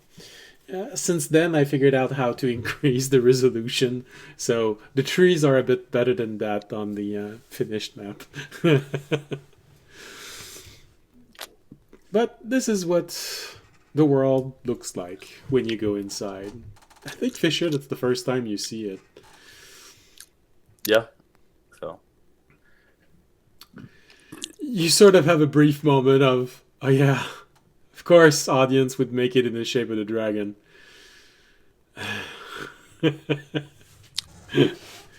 Oh, the dragon heads. The dragon head, yeah, the spine going to the ocean. The wings for the two forests. Yeah, okay.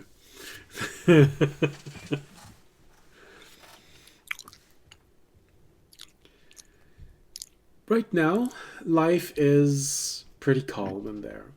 There's a town at the foot of the mountains, Darwin. It's mostly dwarves, and it's a mining town. Um, you can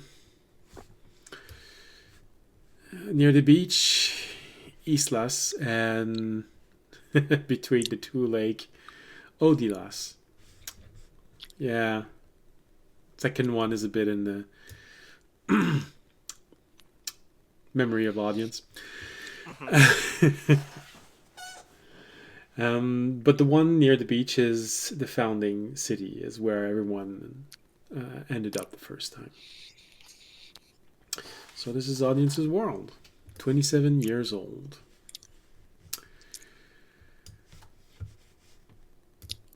All right. Well, first thing Audience is going to do is he's going to try and find the sword. Because he doesn't want that just landing somewhere. Someone else finding it. All right. So the first thing to do would be to get the sword and probably build the temple. Make sure it starts that process. You have multiple ways of doing this. You can start listening to people, to their voice. Someone might have seen a shooting star, something like this. Or you can. If Audience has his spells, he's just going to cast locate objects. That was one of the options. All right. So you have a lot of time. You cast locate object, partially incarnating yourself, going closer to everything, not to the point of being physical, but to the point of being a spirit, moving throughout this land. It's going to take a little bit of time for audience to find it, because I think that's a day of travel, meaning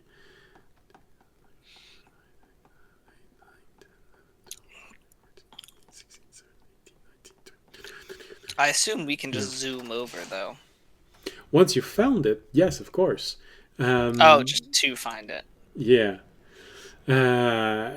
Because it fell in just a few moments before you did. You entered, and you have the possibility to affect time when you enter. Years can have passed if you want, or mere seconds, meaning that if you decide to be there as early as possible and no time have passed, I could allow you to make a perception roll to see if you can actually see the last moment of the sword falling into the I water. assume we were doing a few seconds, because again, don't want the sword just hanging out in here.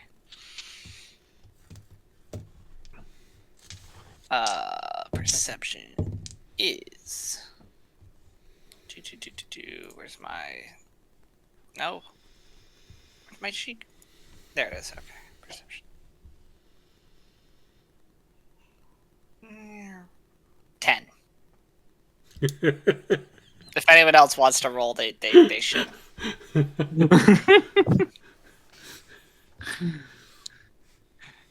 Zach, it's an audience endeavor, so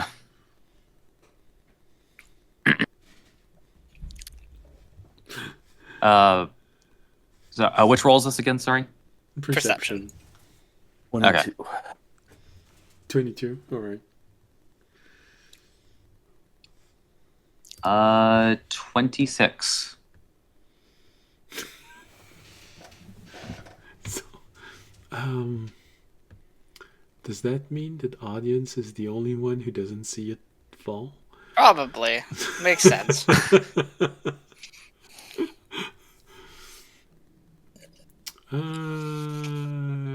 Who we have it? So yeah, Auden starts impatiently looking around, trying to figure out where it is. The first thing you hear is Arunag just go, "Whoa, that's an interesting shape." But at the same time, you hear Fisher, Remy, and well, only Fisher and Remy can understand that. Terry,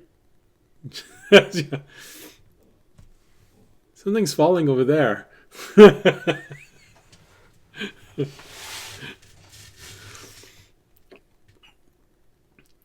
Audience would look to where they were pointing.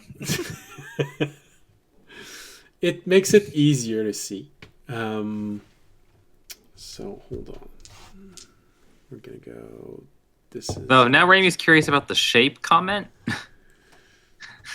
Does it look like a shooting penis? No, I think he was talking about the island. The island shape. Although with Remy's mind, Okay. you can possibly look at this and say, "Is that a tail or is it a?"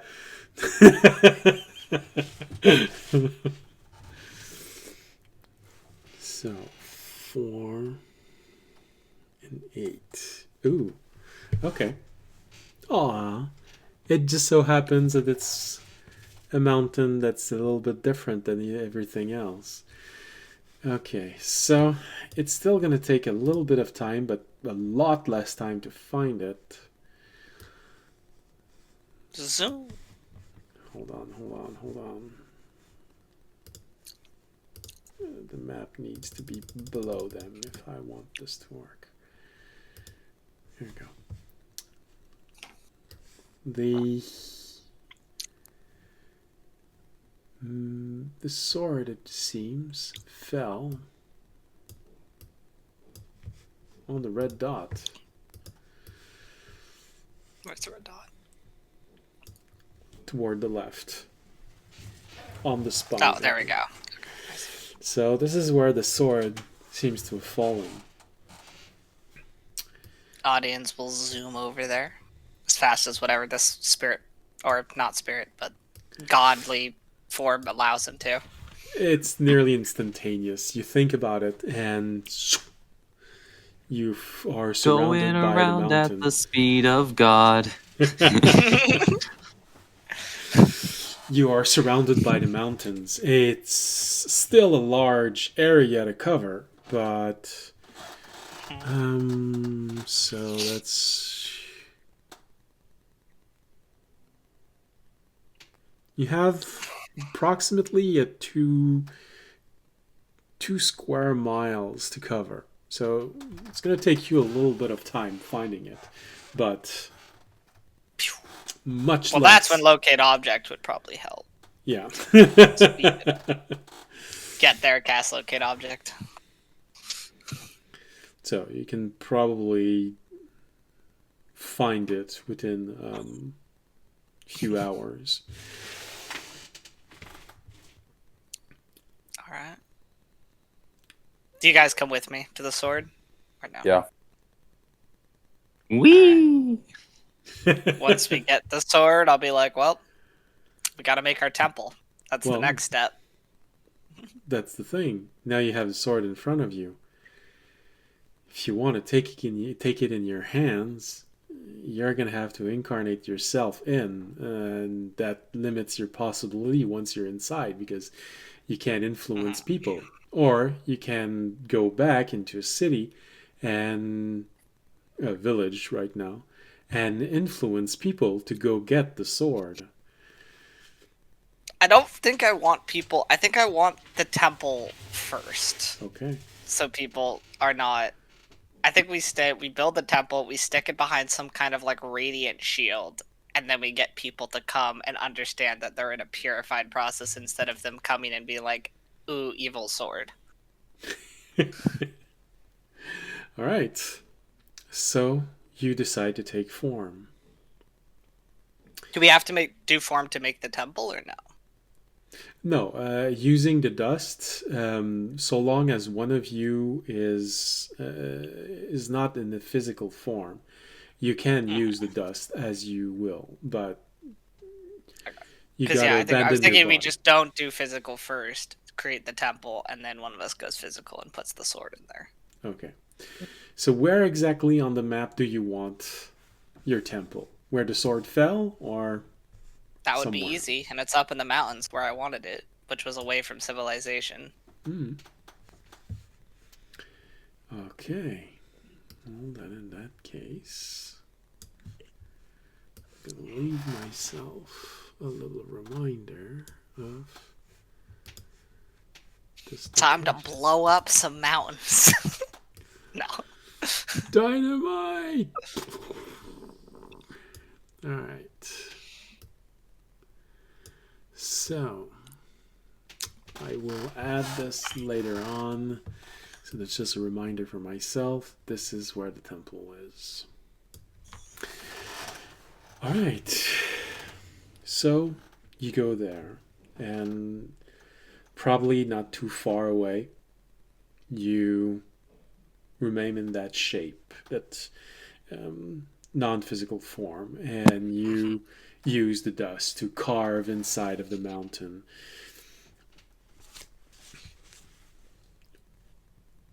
The temple, how are you gonna make it? How you have enough dust if you want to create an entire cathedral inside of there, or like you said, you could create a dungeon protecting the sword, or just a very large temple and have a little bit more dust to use it for other things. I think just a temple. I don't think we need a cathedral or a dungeon to make it. I think we'll find protectors in other ways. All right. So, unless other people want to do a cathedral, but I think it's probably makes sense just to do like a temple. Oh yeah. Something's. We don't really want to draw attention to the location. Okay. Like, what, you don't want to have a Quasimodo-like character? It's just like running around, like ringing bells for everyone to hear. No. Visit the temple. Yeah, no. This temple's supposed to not even really be found. Okay. Man, where is that legendary sword temple at? Ding ding dong, ding dong. So, first I just question. can't seem to find it anywhere. First question that I need to ask is what dust did you bring in? Did you bring in? So obviously the deep. Nature, if you bring all the deep, yeah, because I don't think we. So I mean, I brought in all the deep that he procured for us, because why not? That was for this. We brought in the 5 radiant he procured for us. All right. So the five radiant were used to transfer the sword inside. Oh, okay. I thought we were keeping. Okay, I was trying to procure some radiant to also have to build the temple with, so it had a radiant. Okay, so I would have given you 5 would be enough to take it in, take it out, and build the sacred temple. And build the sacred temple. Okay. We go with 3 Dust of Dawn. Mm-hmm. Okay. And from your inventory, you have 2 pebbles of petrified, 2 pebbles and 5 dust. Storm, you have 4 dust. Wilderness, you have 1 pebble and 3 dust. Frost, you have 1 pebble, 4 dust. Scorch, 1 pebble, 5 dust. And Dawn, 2 dust. Yeah, I think we already have enough Dawn, because that was the stuff I procured, the deep and the Dawn. And then that's the stuff I purchased. And then I assume we'd bring in at least probably the pebble, of nature again. Probably another pebble of that stuff, because we're gonna probably want to at least build 1 full second island over 1,000 years. And then we only need like if we're gonna just create a good atmosphere similar to this one, it's like a dust of frost, a dust of scorch, maybe two just to be on the safe side. Two dust of frost, two dust of scorch. Well, you have different different things where you can use it. So right now you've used frost and scorch, frost, scorch, and storm to create the elements of your world, meaning that it's a world where there is a balance of cold and hot. So essentially, very far North America. You probably have a good 4 months of intense cold, 4 months of intense heat, and 4 months on each side. No, 3, 3, 3, 3. Sorry. Yeah. Let's keep the year similar to what we have. That's always good. So it's probably you probably have all 4 seasons with that. The storm, because you didn't use a lot the first time. It's a pretty mild climate in the sense that it's very stable. It doesn't shift a lot. You have storms from time to time, but that's it. Which is honestly a good thing. We don't, I think, need to change that. Well, if we're looking at things from a worldwide biome ecosystem sort of thing, that would be awful. But we're not building a planet.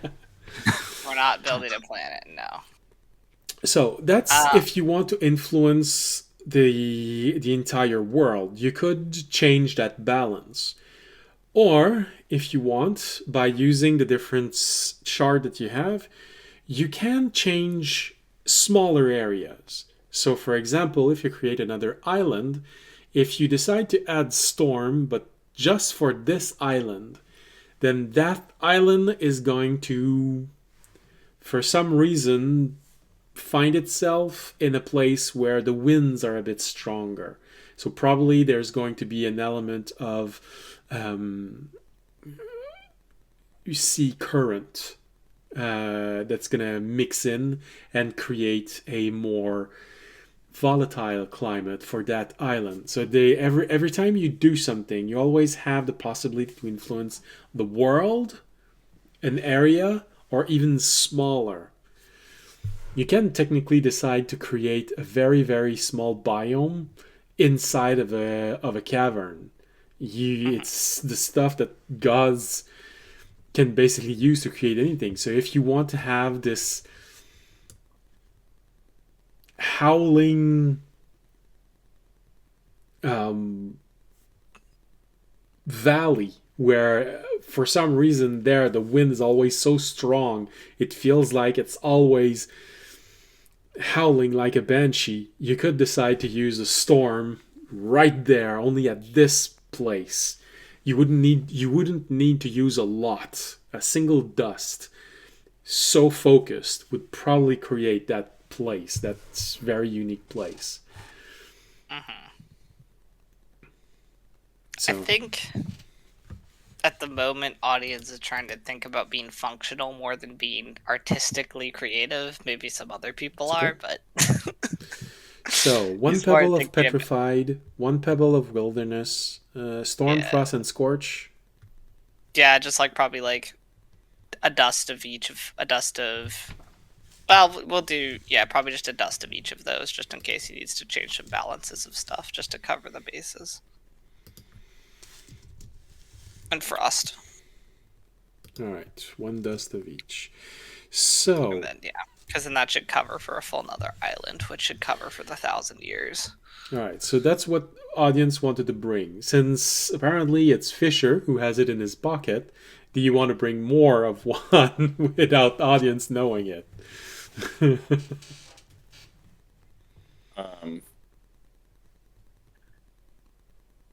I don't think so. I think if we have audience here. Unless you guys also want to do, unless you guys each want to do your own island, then you guys can bring, because this is audience's island. You guys can each go do your own island if you want.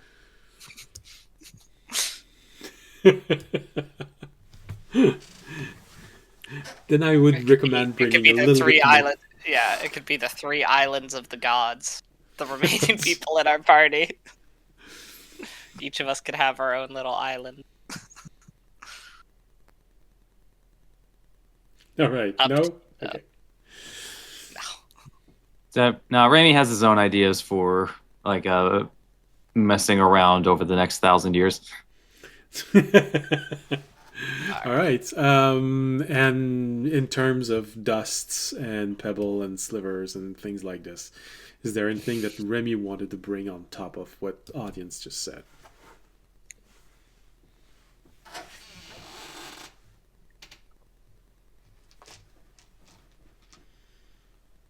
Oh, did we lose it? This camera is frozen. Oh. Uh-oh. Just when he needed to answer, his camera freezes. Oh, Alright. you're back. If you said something, we didn't Must hear have been weird. Honestly, I don't think I really heard it all the way anyway. So Okay. I just wanted to know, on top of what audience brings as dust and pebble and slivers, is there more that you want to bring for what you plan on doing?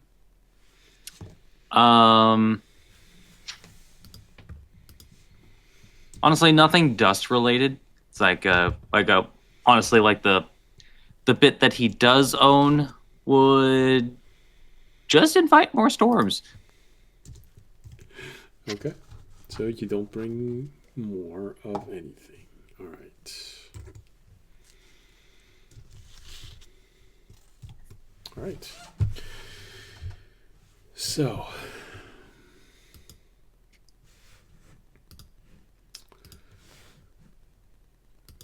the world balance doesn't change.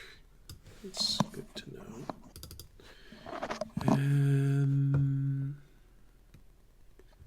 Oh yeah, that's not here that I wrote where the base for audience's world is. It's here.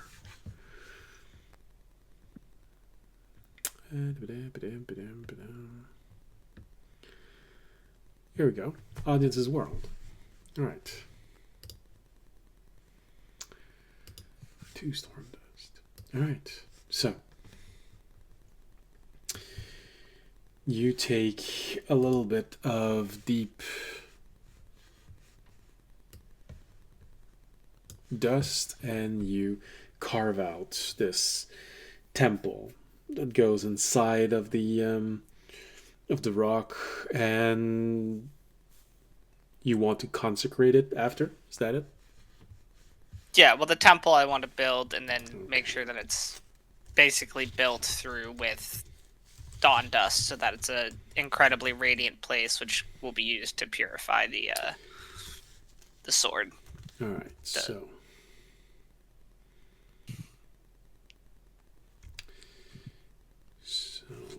I deep dust.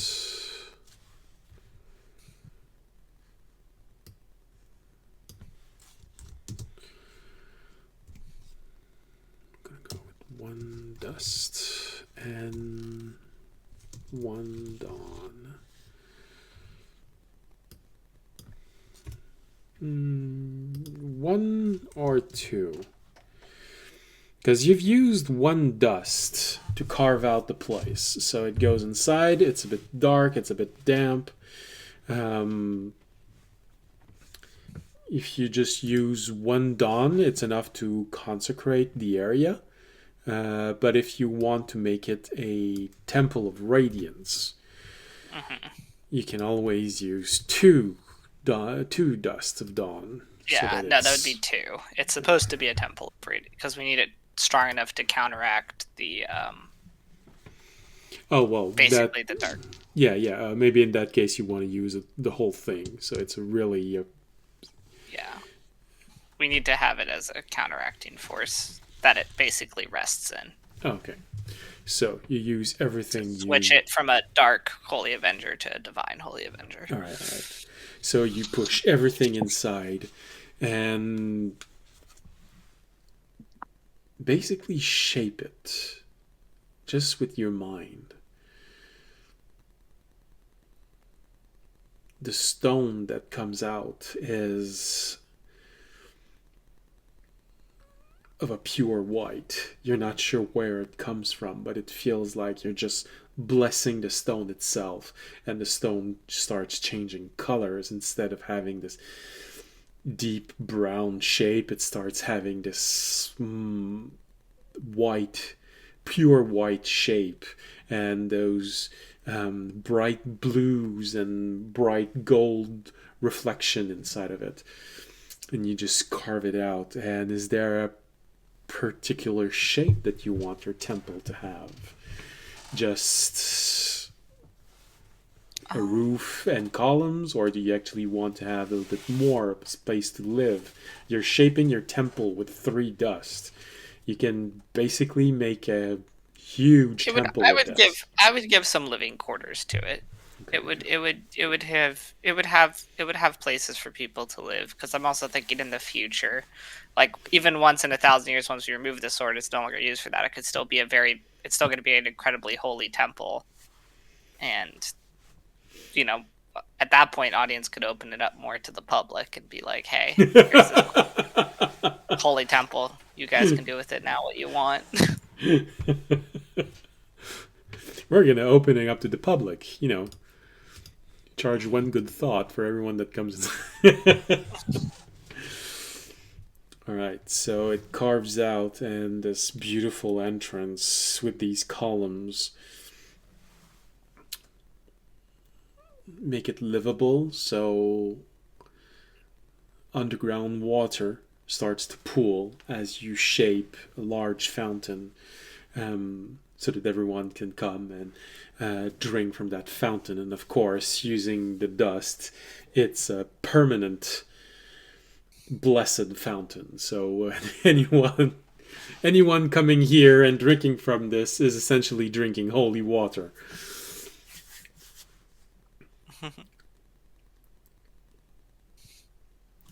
Push inside, create doors so that it's defensible if someone decides to come and attack. The door opens, your mind just keeps pushing inward, this large room. Do you want that sword to be displayed in the main hall, or do you want sword to have a... No, I'd actually want it more hidden. All right. And like a very yeah. All right.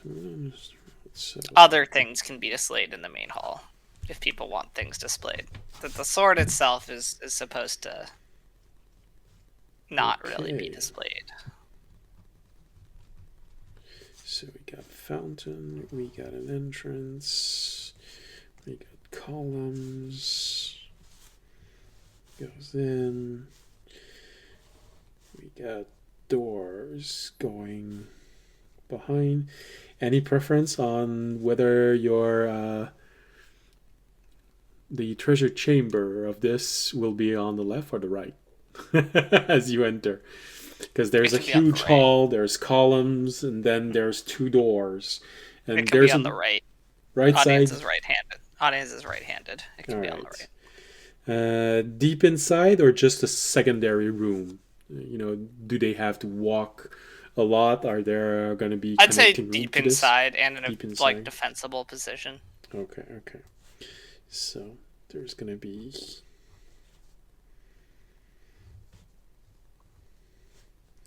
room for that. And okay.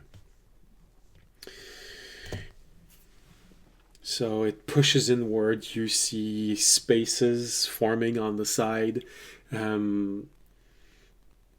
little bit more elaborate. Sort of 2 guard posts with enough room for maybe 5 or 6 people inside, and place for weapons rack and things like this. So you got enough room for these 2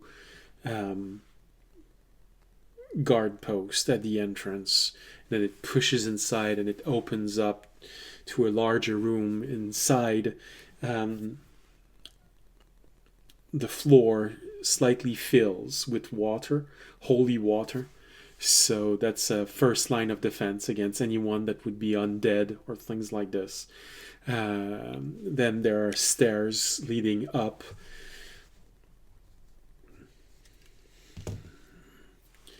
Where runes appear on the door, runes meant to push away anything that would be fiend origin or things like this. Then one last room appears where there's enough room to put other elements, but there's a pedestal that comes up, and bright light and energy starts emanating from many places inside the room, and they slowly turn all toward where the pedestal is, and they start showering the pedestal with divine light. All right. And then once the temple's done, Audi's next step would obviously be to take a physical form and actually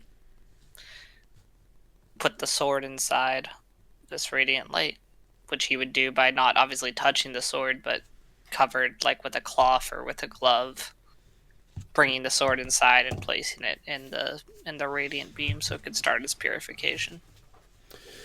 All right. Especially for the fact that he no longer has a god, or doesn't have a god protection right now, not really trying to touch the corrupted sword. All right. For the rest of you, do you just stay right next to Audience as he carves out the mountain and pushes the thing inside? And you just saw all of this shape itself.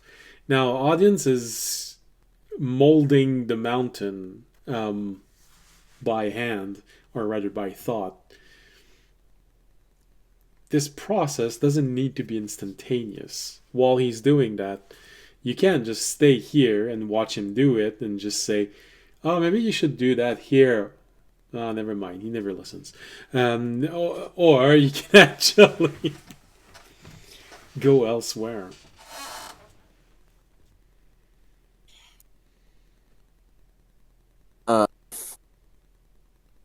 Fisher is here for Audience, so he's gonna stick around.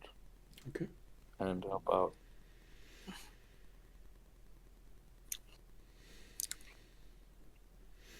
What about you, Remy? I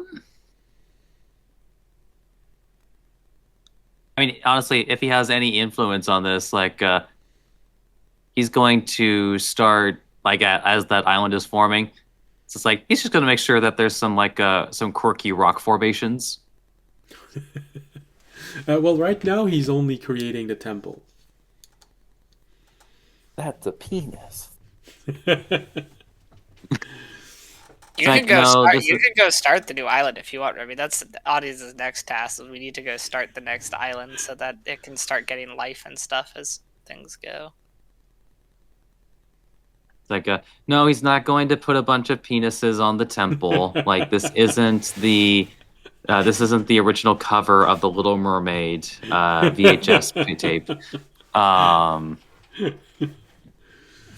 Does that column look like a? It's like a, yeah. In which case, he'll dedicate himself to making the island. Then. Okay. So, bringing with you most of the petrified dust and most of the wilderness dust. Well, can you give me a description of the kind of island that you want? With 11 dust, you can make a huge island that's just be flat terrain. Or you can actually make it a little smaller, but with a lot of mountain and things like this. For example, that island, Audience's island, was actually done with 11 petrified shard and 12 wilderness shard. So Like I think to add a little bit of character to the island, and then just making sure that Tobiashi's influence is not truly gone. It's like he's going to make sure that there are mountains on this island. okay. So I rolled to see how much dust would be available for petrified and wilderness. It just so happened that you have 11 petrified dust and 12 wilderness shards. So you can create a place that will have roughly the same proportion of land, forest, and mountains as what audiences did. So I will actually draw it during the week or maybe during my next map making stream. Do you want to change that balance? That there be less mountain than Audience's Island? Or, so less mountain would make for a bit more of land.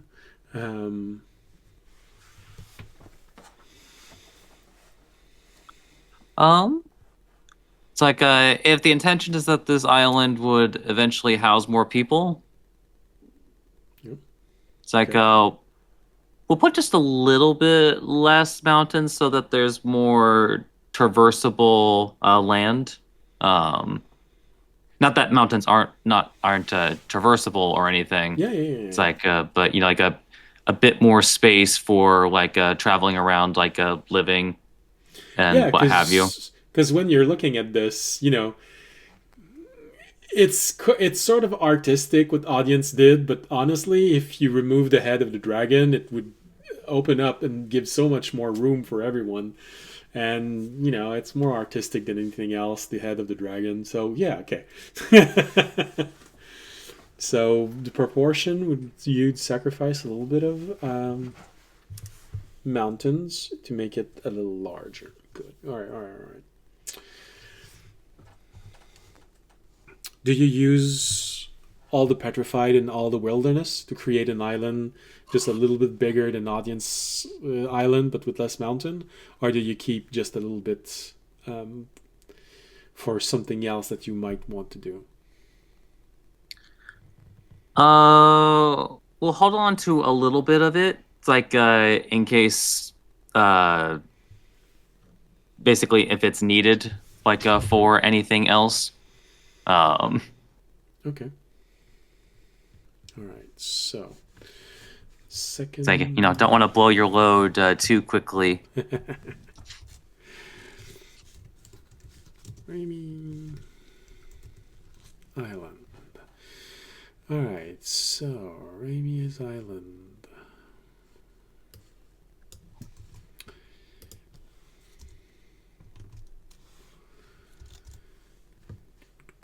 We're gonna have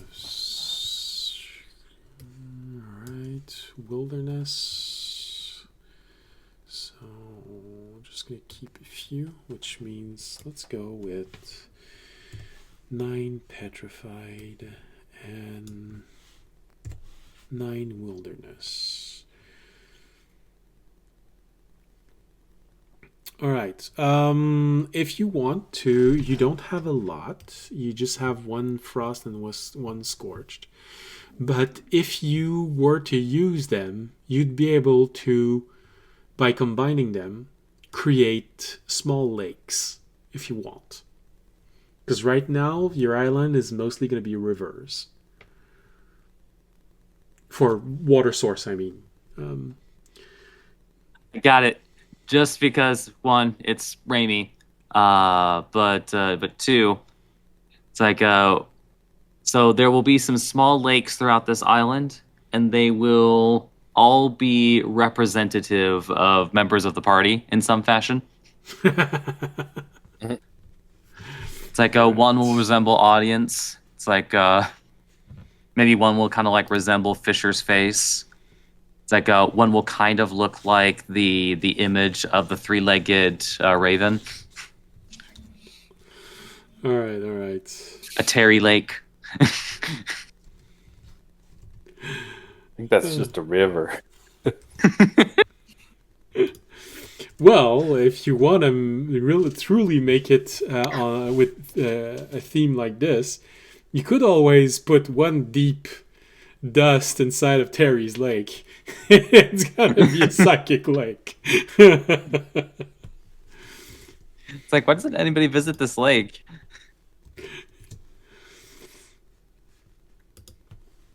All right, thanks. Also, does anyone else hear screaming? Yeah.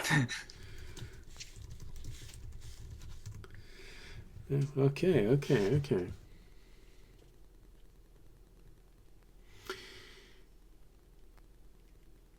So you mix. Okay. Interesting. I'm gonna try and do this. I can't promise you that I can draw Fisher's face well.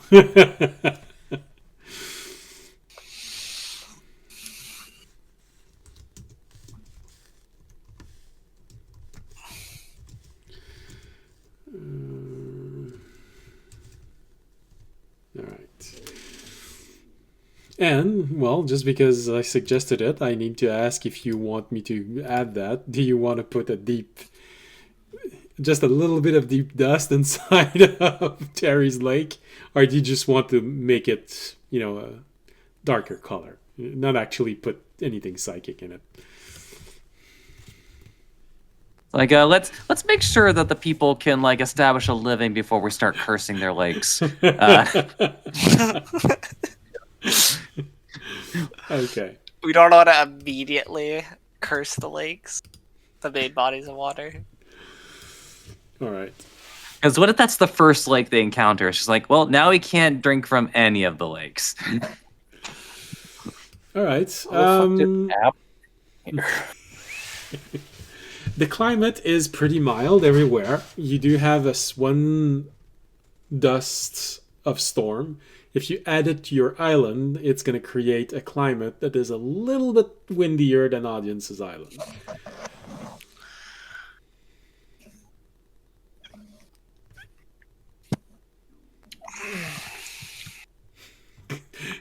Because right now, the only thing that's going to be left is deep dust because you've used most of everything else.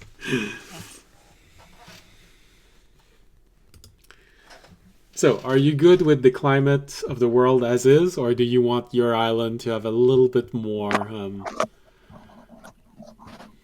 of a temper?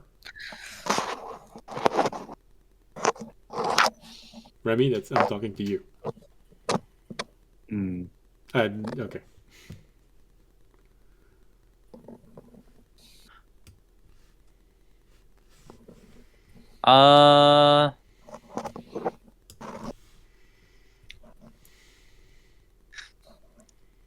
Honestly, with Raimi, how Raimi understands the world, it should at least be capable of like some storms once in a while. There are some, but it's a pretty mild climate. You right now, as the world is, as Audience made it, it's there are storms, but it's sort of it's our second storm of the month. Damn, that was a stormy month.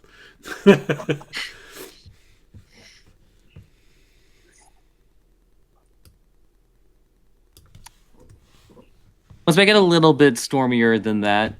It's like, and how I'm justifying is that if these people are truly going to live, they must know at least a little bit of strife. Okay.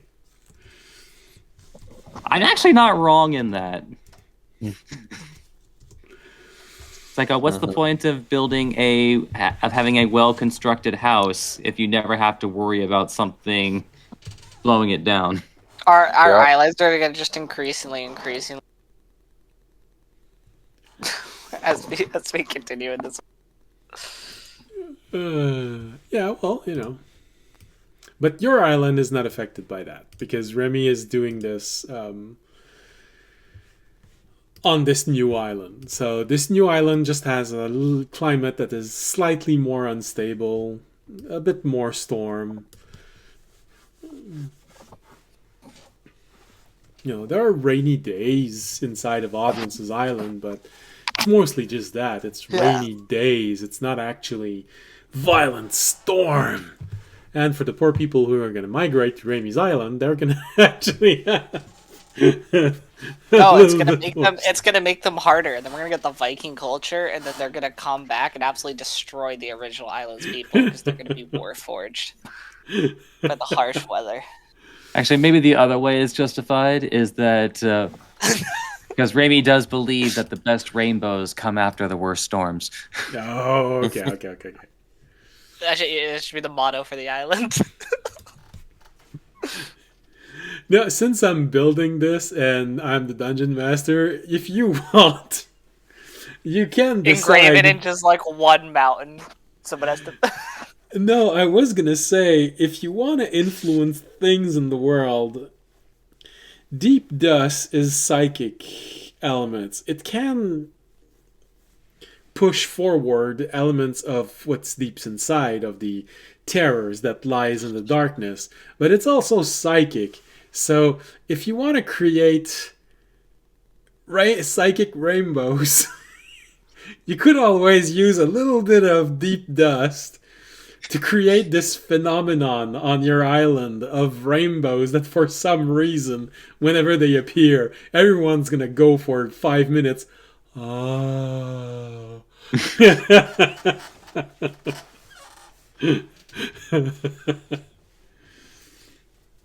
Hypnotic pattern in the sky. I'm just saying. Deep dust is not just depth. It's associated with psychic damage, but it's also associated with psychic elements. So, if you sprinkle deep dust on poo, you create psychic poo.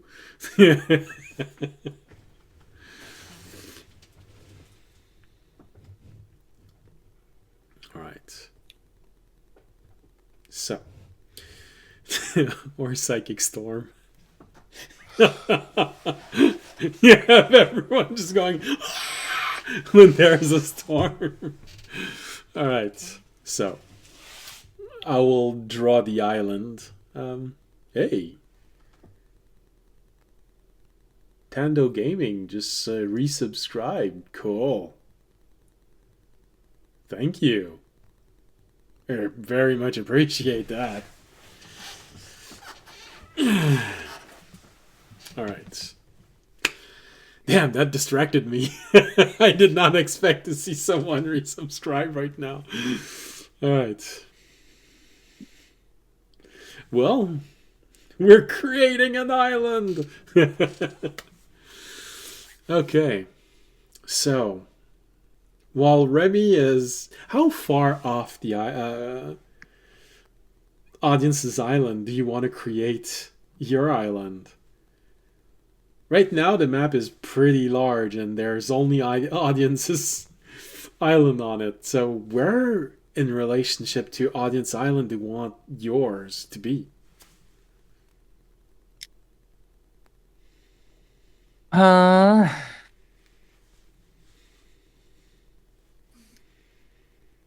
Sorry, my real life brain is trying to contemplate how healthy, like the healthy distance between two islands with vastly different, climate situations. So, because of how Audience's Island is made, if you put it anywhere north to southeast, people are not going to naturally see it because of the mountain hiding it. So your island would naturally be hidden. And if they want to travel there, they would have to go around the tail to go all the way there. So it could be relatively close and still feel a bit out of range. But if you want to put it anywhere in the south, well, if you put it close enough, they might actually see it from where they are. So that's really up to you. You know what? We'll put it this way. So the island will be visible, but it is a far enough distance to where those who are really looking out into It's like the ocean will spot it, sort of like capturing the adventurous spirit of those looking out into the sea. You know what I mean? Just like All right. it's like, oh, I think I see something. All right, sort I of. can just Twice a barely year make on it the out. specific day. If the light is right, you can see. All right, so basically, okay, I get it, I get it. So basically, it's going to be in the southern regions, so people can actually see it, but far enough that probably all that they can see is the top of your tallest mountain peeking out of the ocean.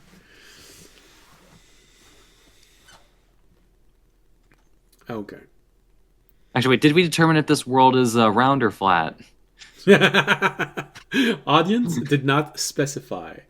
So right now it's just a huge portion of ocean. If you want to close it, it's not extremely big right now. I only bring it up just because because then that determines like how visible something is from X distance, like a round Earth versus a flat one. All right, so audience, with the resources that you had at that time, obviously you wouldn't have been able to create a world the size of Earth, for example, but it could probably be the size of a small moon if you wanted it to be round. Or you can absolutely have it completely flat if you want it. We're rolling a d20. Under 10, it's flat. Over 20, it's round. Let's see what it is, Okay. guys. You roll Boys, or the flat earthers are right. The Earth is flat. All right, so your world is flat. Interesting. Well, So then what they actually see in the distance, is what appears to be like a mass that looks like has like a big triangle, being shaped by the largest mountain. Then so some people can Okay. actually say from looking at it from a distance, doesn't it feel like we're looking at a looks like my father in the morning. All right, so all right. In that case, it can be pretty far away. It can be miles away. All right. Well, eventually, it's still possible for you to close the flat into a circle, but since that flat element will always remain, it will mean that it is an extremely large world if you decide to close it. Because I'm gonna make it a box. I'm gonna make it a square.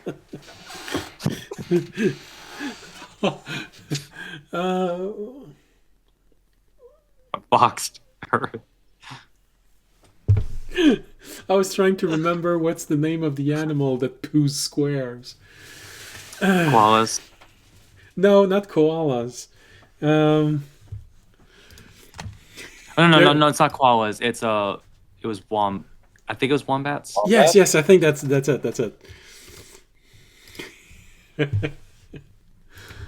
All right. So, eventually, well, I mean, audience, if you want, square still means that that's there's I a know. flat region. There are technically 4 flat regions. Or more. No, there's... Square 6. Yeah, 6. I mean, it's your world. If you want to make it weird, you can. All right. All right. So it will be several miles off of islands of the audience's island to the south. So while you're creating your temple, Remy just disappears. And for some reason, you feel most of your dust just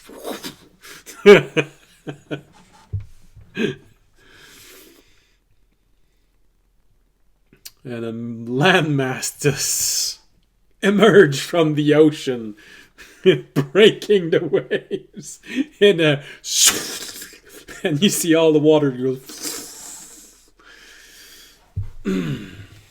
Atlantis has risen. In 6 seconds. Okay, so Unfortunately, no hot white-haired chicks. Bang. oh, are you sure? All right. So, in the distance, Remy's island appeared. Oh man, the poor people near the ocean on the southern part of our audience's island are going to be so confused.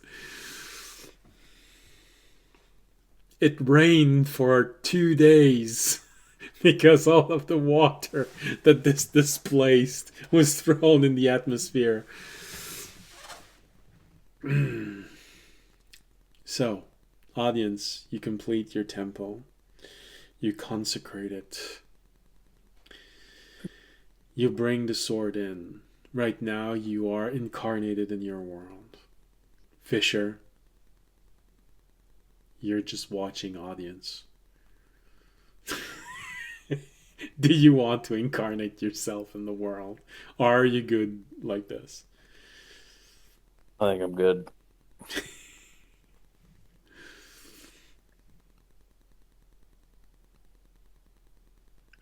Audience, the only member of your party who actually wants to be there is Terry. So you turn around and you see Terry in front of you just after placing the sword in the back room.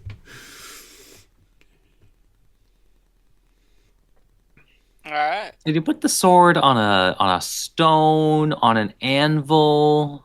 It was on one of the marble pedestals. Actually, it was stuck in a marble pedestal, and only the one worthy can draw it. There you go. By the way, the only one that's worthy is me. Smart. Safeguards. So what I'm hearing is that audience sacrifice a hit point. So, all right. So the sword is placed. The temple is made. Audience's island just appeared in the distance, sending a large quantity of water into the atmosphere, both justifying the fact that his island is going to be a little bit more stormy than the others, but also just enough to draw the attention of the people living in Audience's island so that they can see now. Over there's a new landmass. Wasn't there 5 minutes ago? Nope, it wasn't. Is it a good sign? I don't know. Is no one tired of these light drizzles? Does nobody want to get soaked? I mean, if you didn't incarnate yourself, you can always drift next to those people and start whispering in their ears to draw them to your island. You're converting Audience's follower to your island.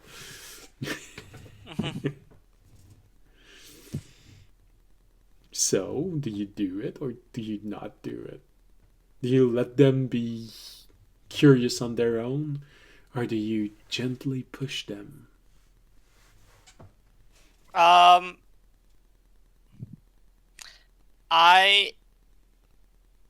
let them be curious on their own.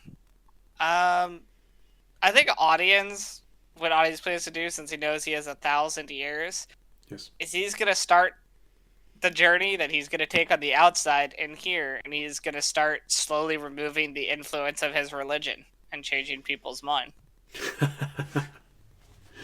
Okay. Oh wow. All right.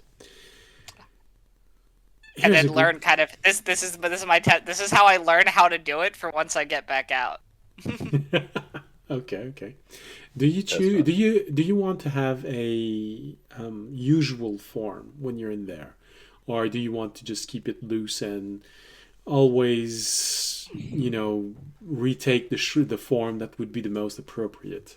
If you always take the same form, people are going to eventually start recognizing you as something greater than just a normal person living in the island. I think audience honestly would probably just keep the same form. To be honest, knowing audience, I don't think audience changes form. All right. Well, since you are creating your own form, do you choose the same form that audience has, or do you take a Yes. different one? No, that's what I mean. I think audience would just keep his. Okay. Do you want to make yourself taller? No, audience is plenty. Audience, 7'2" isn't tall yeah, like enough. audience is big. Audience does not need to make himself taller. All right. So you keep it humble and you keep yourself as is. Mm-hmm. All right. So in this world, you are this new person who came down the mountain.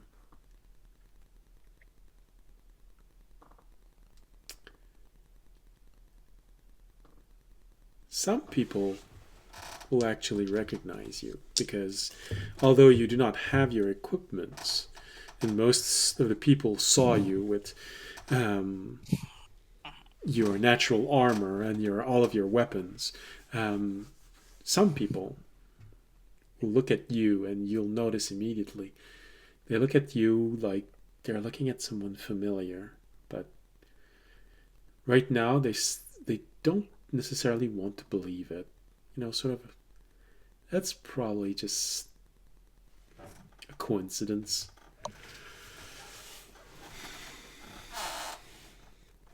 All right. So, audience, you incarnate yourself and you start wondering about, trying to learn more about where your old religion might be, how it taken root. How it's taking root, and then go about changing people's mind, trying to redeem, basically trying to give them a new path forward. All right. For those of you who decided to stay in a spiritual form, what do? You can follow audience, just like a little consciousness, and whisper things into his ears and help him, or you can literally incarnate yourself and venture with him by his side.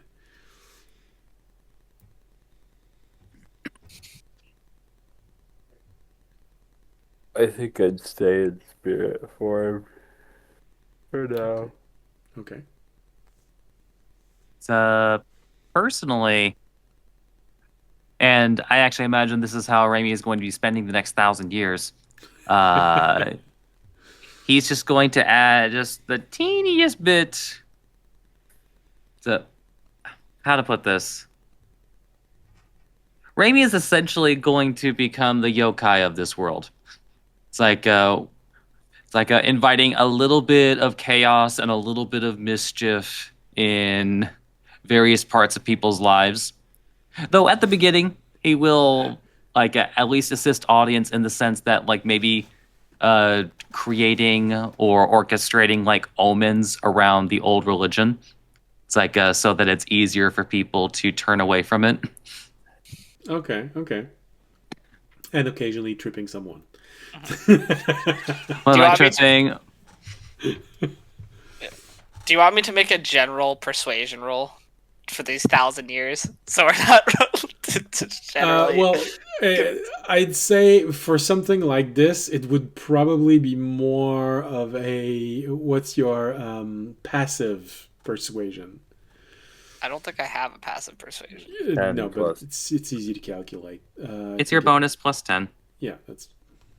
I was going to say 10 plus your bonus, but that 10 plus my bonus would be 23. Damn. Yeah. Got good persuasion, guys.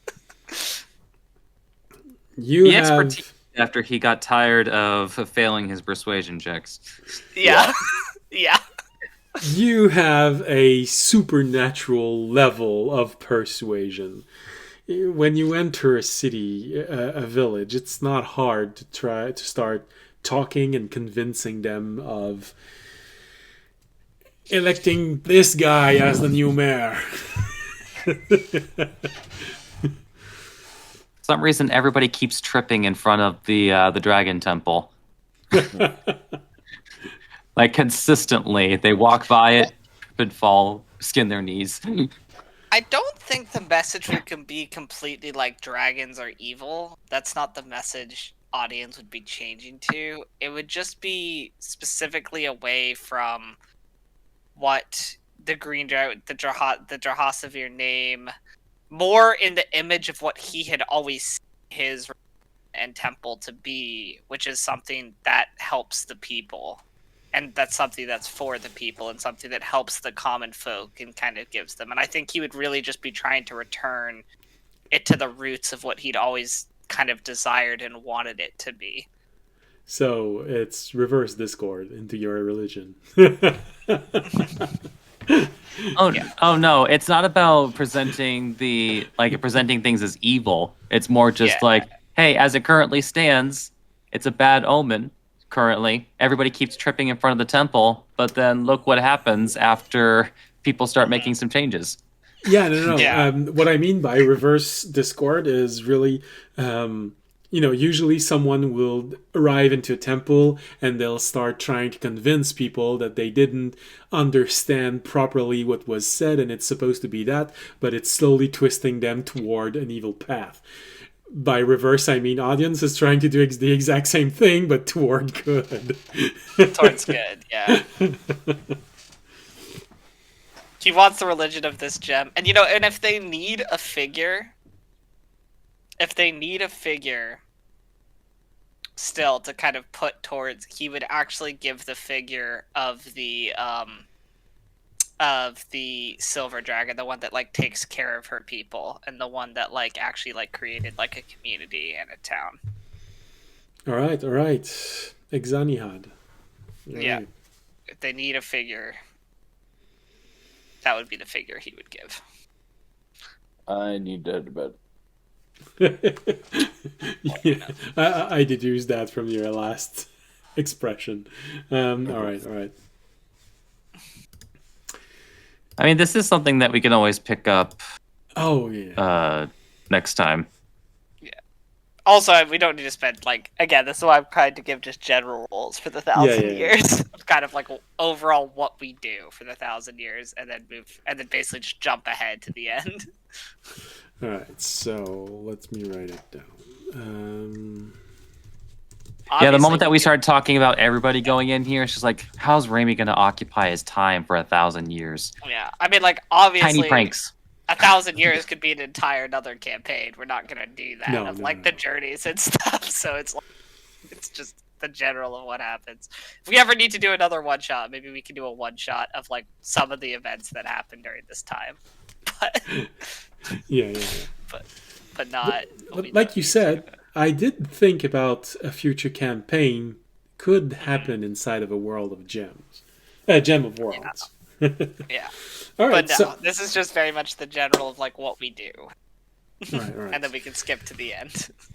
No. I did not plan on doing every day of every. No. So audience tries to sow chaos in this. You also try to recruit people to go into your temple. I try and find honest souls and people who start to really believe in what he's saying of it's there to help the people, and people who are generally just good, who have good hearts. And he'll spend time with them. He'll probably spend even a few years with them before he decides that if they're really good, he might mention the temple and see if they go there or they're interested in it, and if they choose. But he's not going to force anyone to go to the temple. But he really just wants good, honest souls who care about that and really believe in the words he's saying around helping the people, because he knows that that kind of energy will actually help probably speed up the process of the sword's purification. With a small favoritism toward female. No, not actually. No? Okay. No. Okay. Fisher, over the 1,000 years, do you just watch over audience, or is there something that you actually want to do? I'm taking it down into note, and I'll everything else. Fisher would start just watching and helping audience, Okay. and then once he figured that audience has kind of dealt with stuff, and is in a good place, he would probably withdraw a lot more because he doesn't super care about audience's religion. And just kind of spend time with Terry and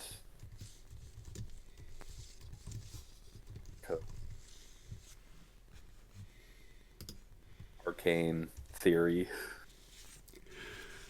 Okay. Any interaction that you want to do with the population? Teach them things or push them towards something?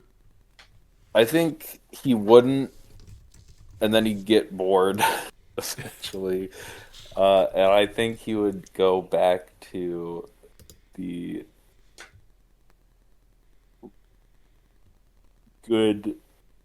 few good memories he has, and Create the fishing culture? Yeah. Yeah. Okay. You go back to his roots, literally. Okay. Interesting. I can do something with this. And yeah, you want Also, add to be something? clear, audience during this 1,000 years would he would rekindle his like divine and find like a god and like embrace probably the sun and do all and kind of come to terms with like what he'd lost and all of that because it's 1,000 years. So we can. You have time for that. All right. And Remy? Mischief? Oh yeah, I already said what he was doing for 1,000 years. Okay. Like Mischief. having a little bit of fun, like both. It's like a mostly lighthearted, but like with a little bit of an edge. It's like when appropriate. Okay. And It's like interaction. oh, sorry. No, that's okay. Interaction with the people themselves. How to influence them. Do you want them to adopt this element of chaos and life is good? Or do you just want to like playing pranks and having no one to be your rival in this? It's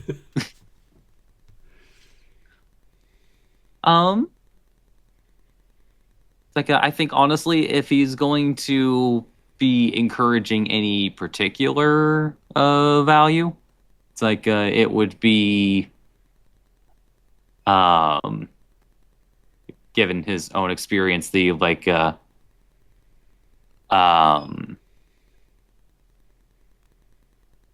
like a protection and respect of children, especially orphaned ones. If he's going to have any particular influence. Okay. I am going to elaborate on those elements, and I will tell you next episode how the next 1,000 years unravel, and you can tell me if there are elements that you want to influence as I'm telling you what happened, if you want to add things to what's happening. But for now, that's going to be it. All right. Fisher would also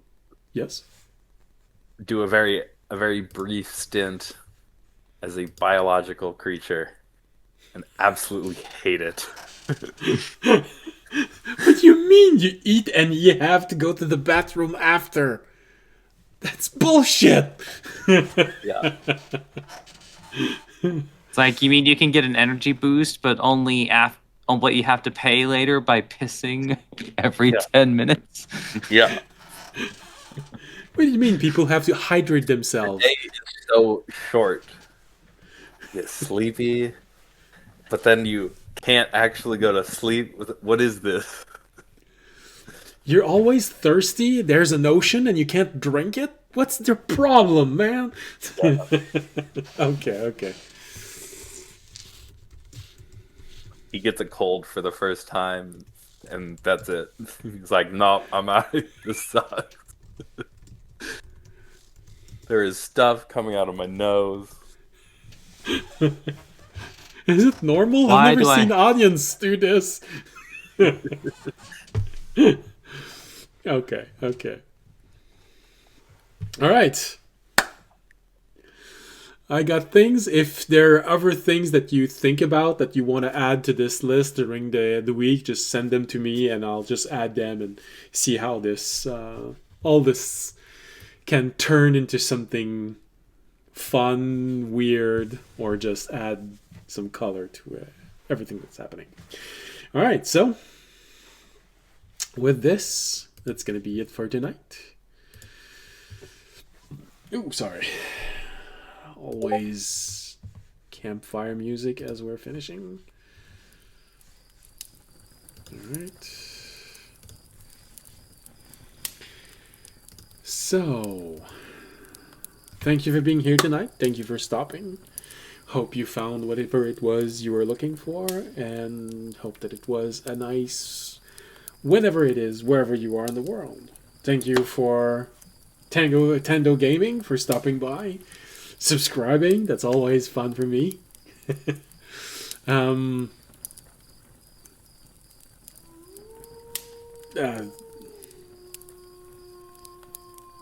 The marshmallows.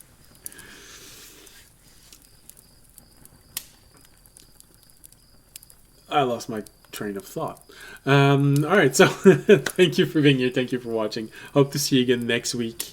As always, if you enjoyed, there's a multitude of ways that you can show it by speaking in the chat. But we also have Twitch, Twitter, YouTube, Patreon, a link if you want to make donations. Only make donations if you can afford it. And of course, just spreading the word of the channel always helps tremendously.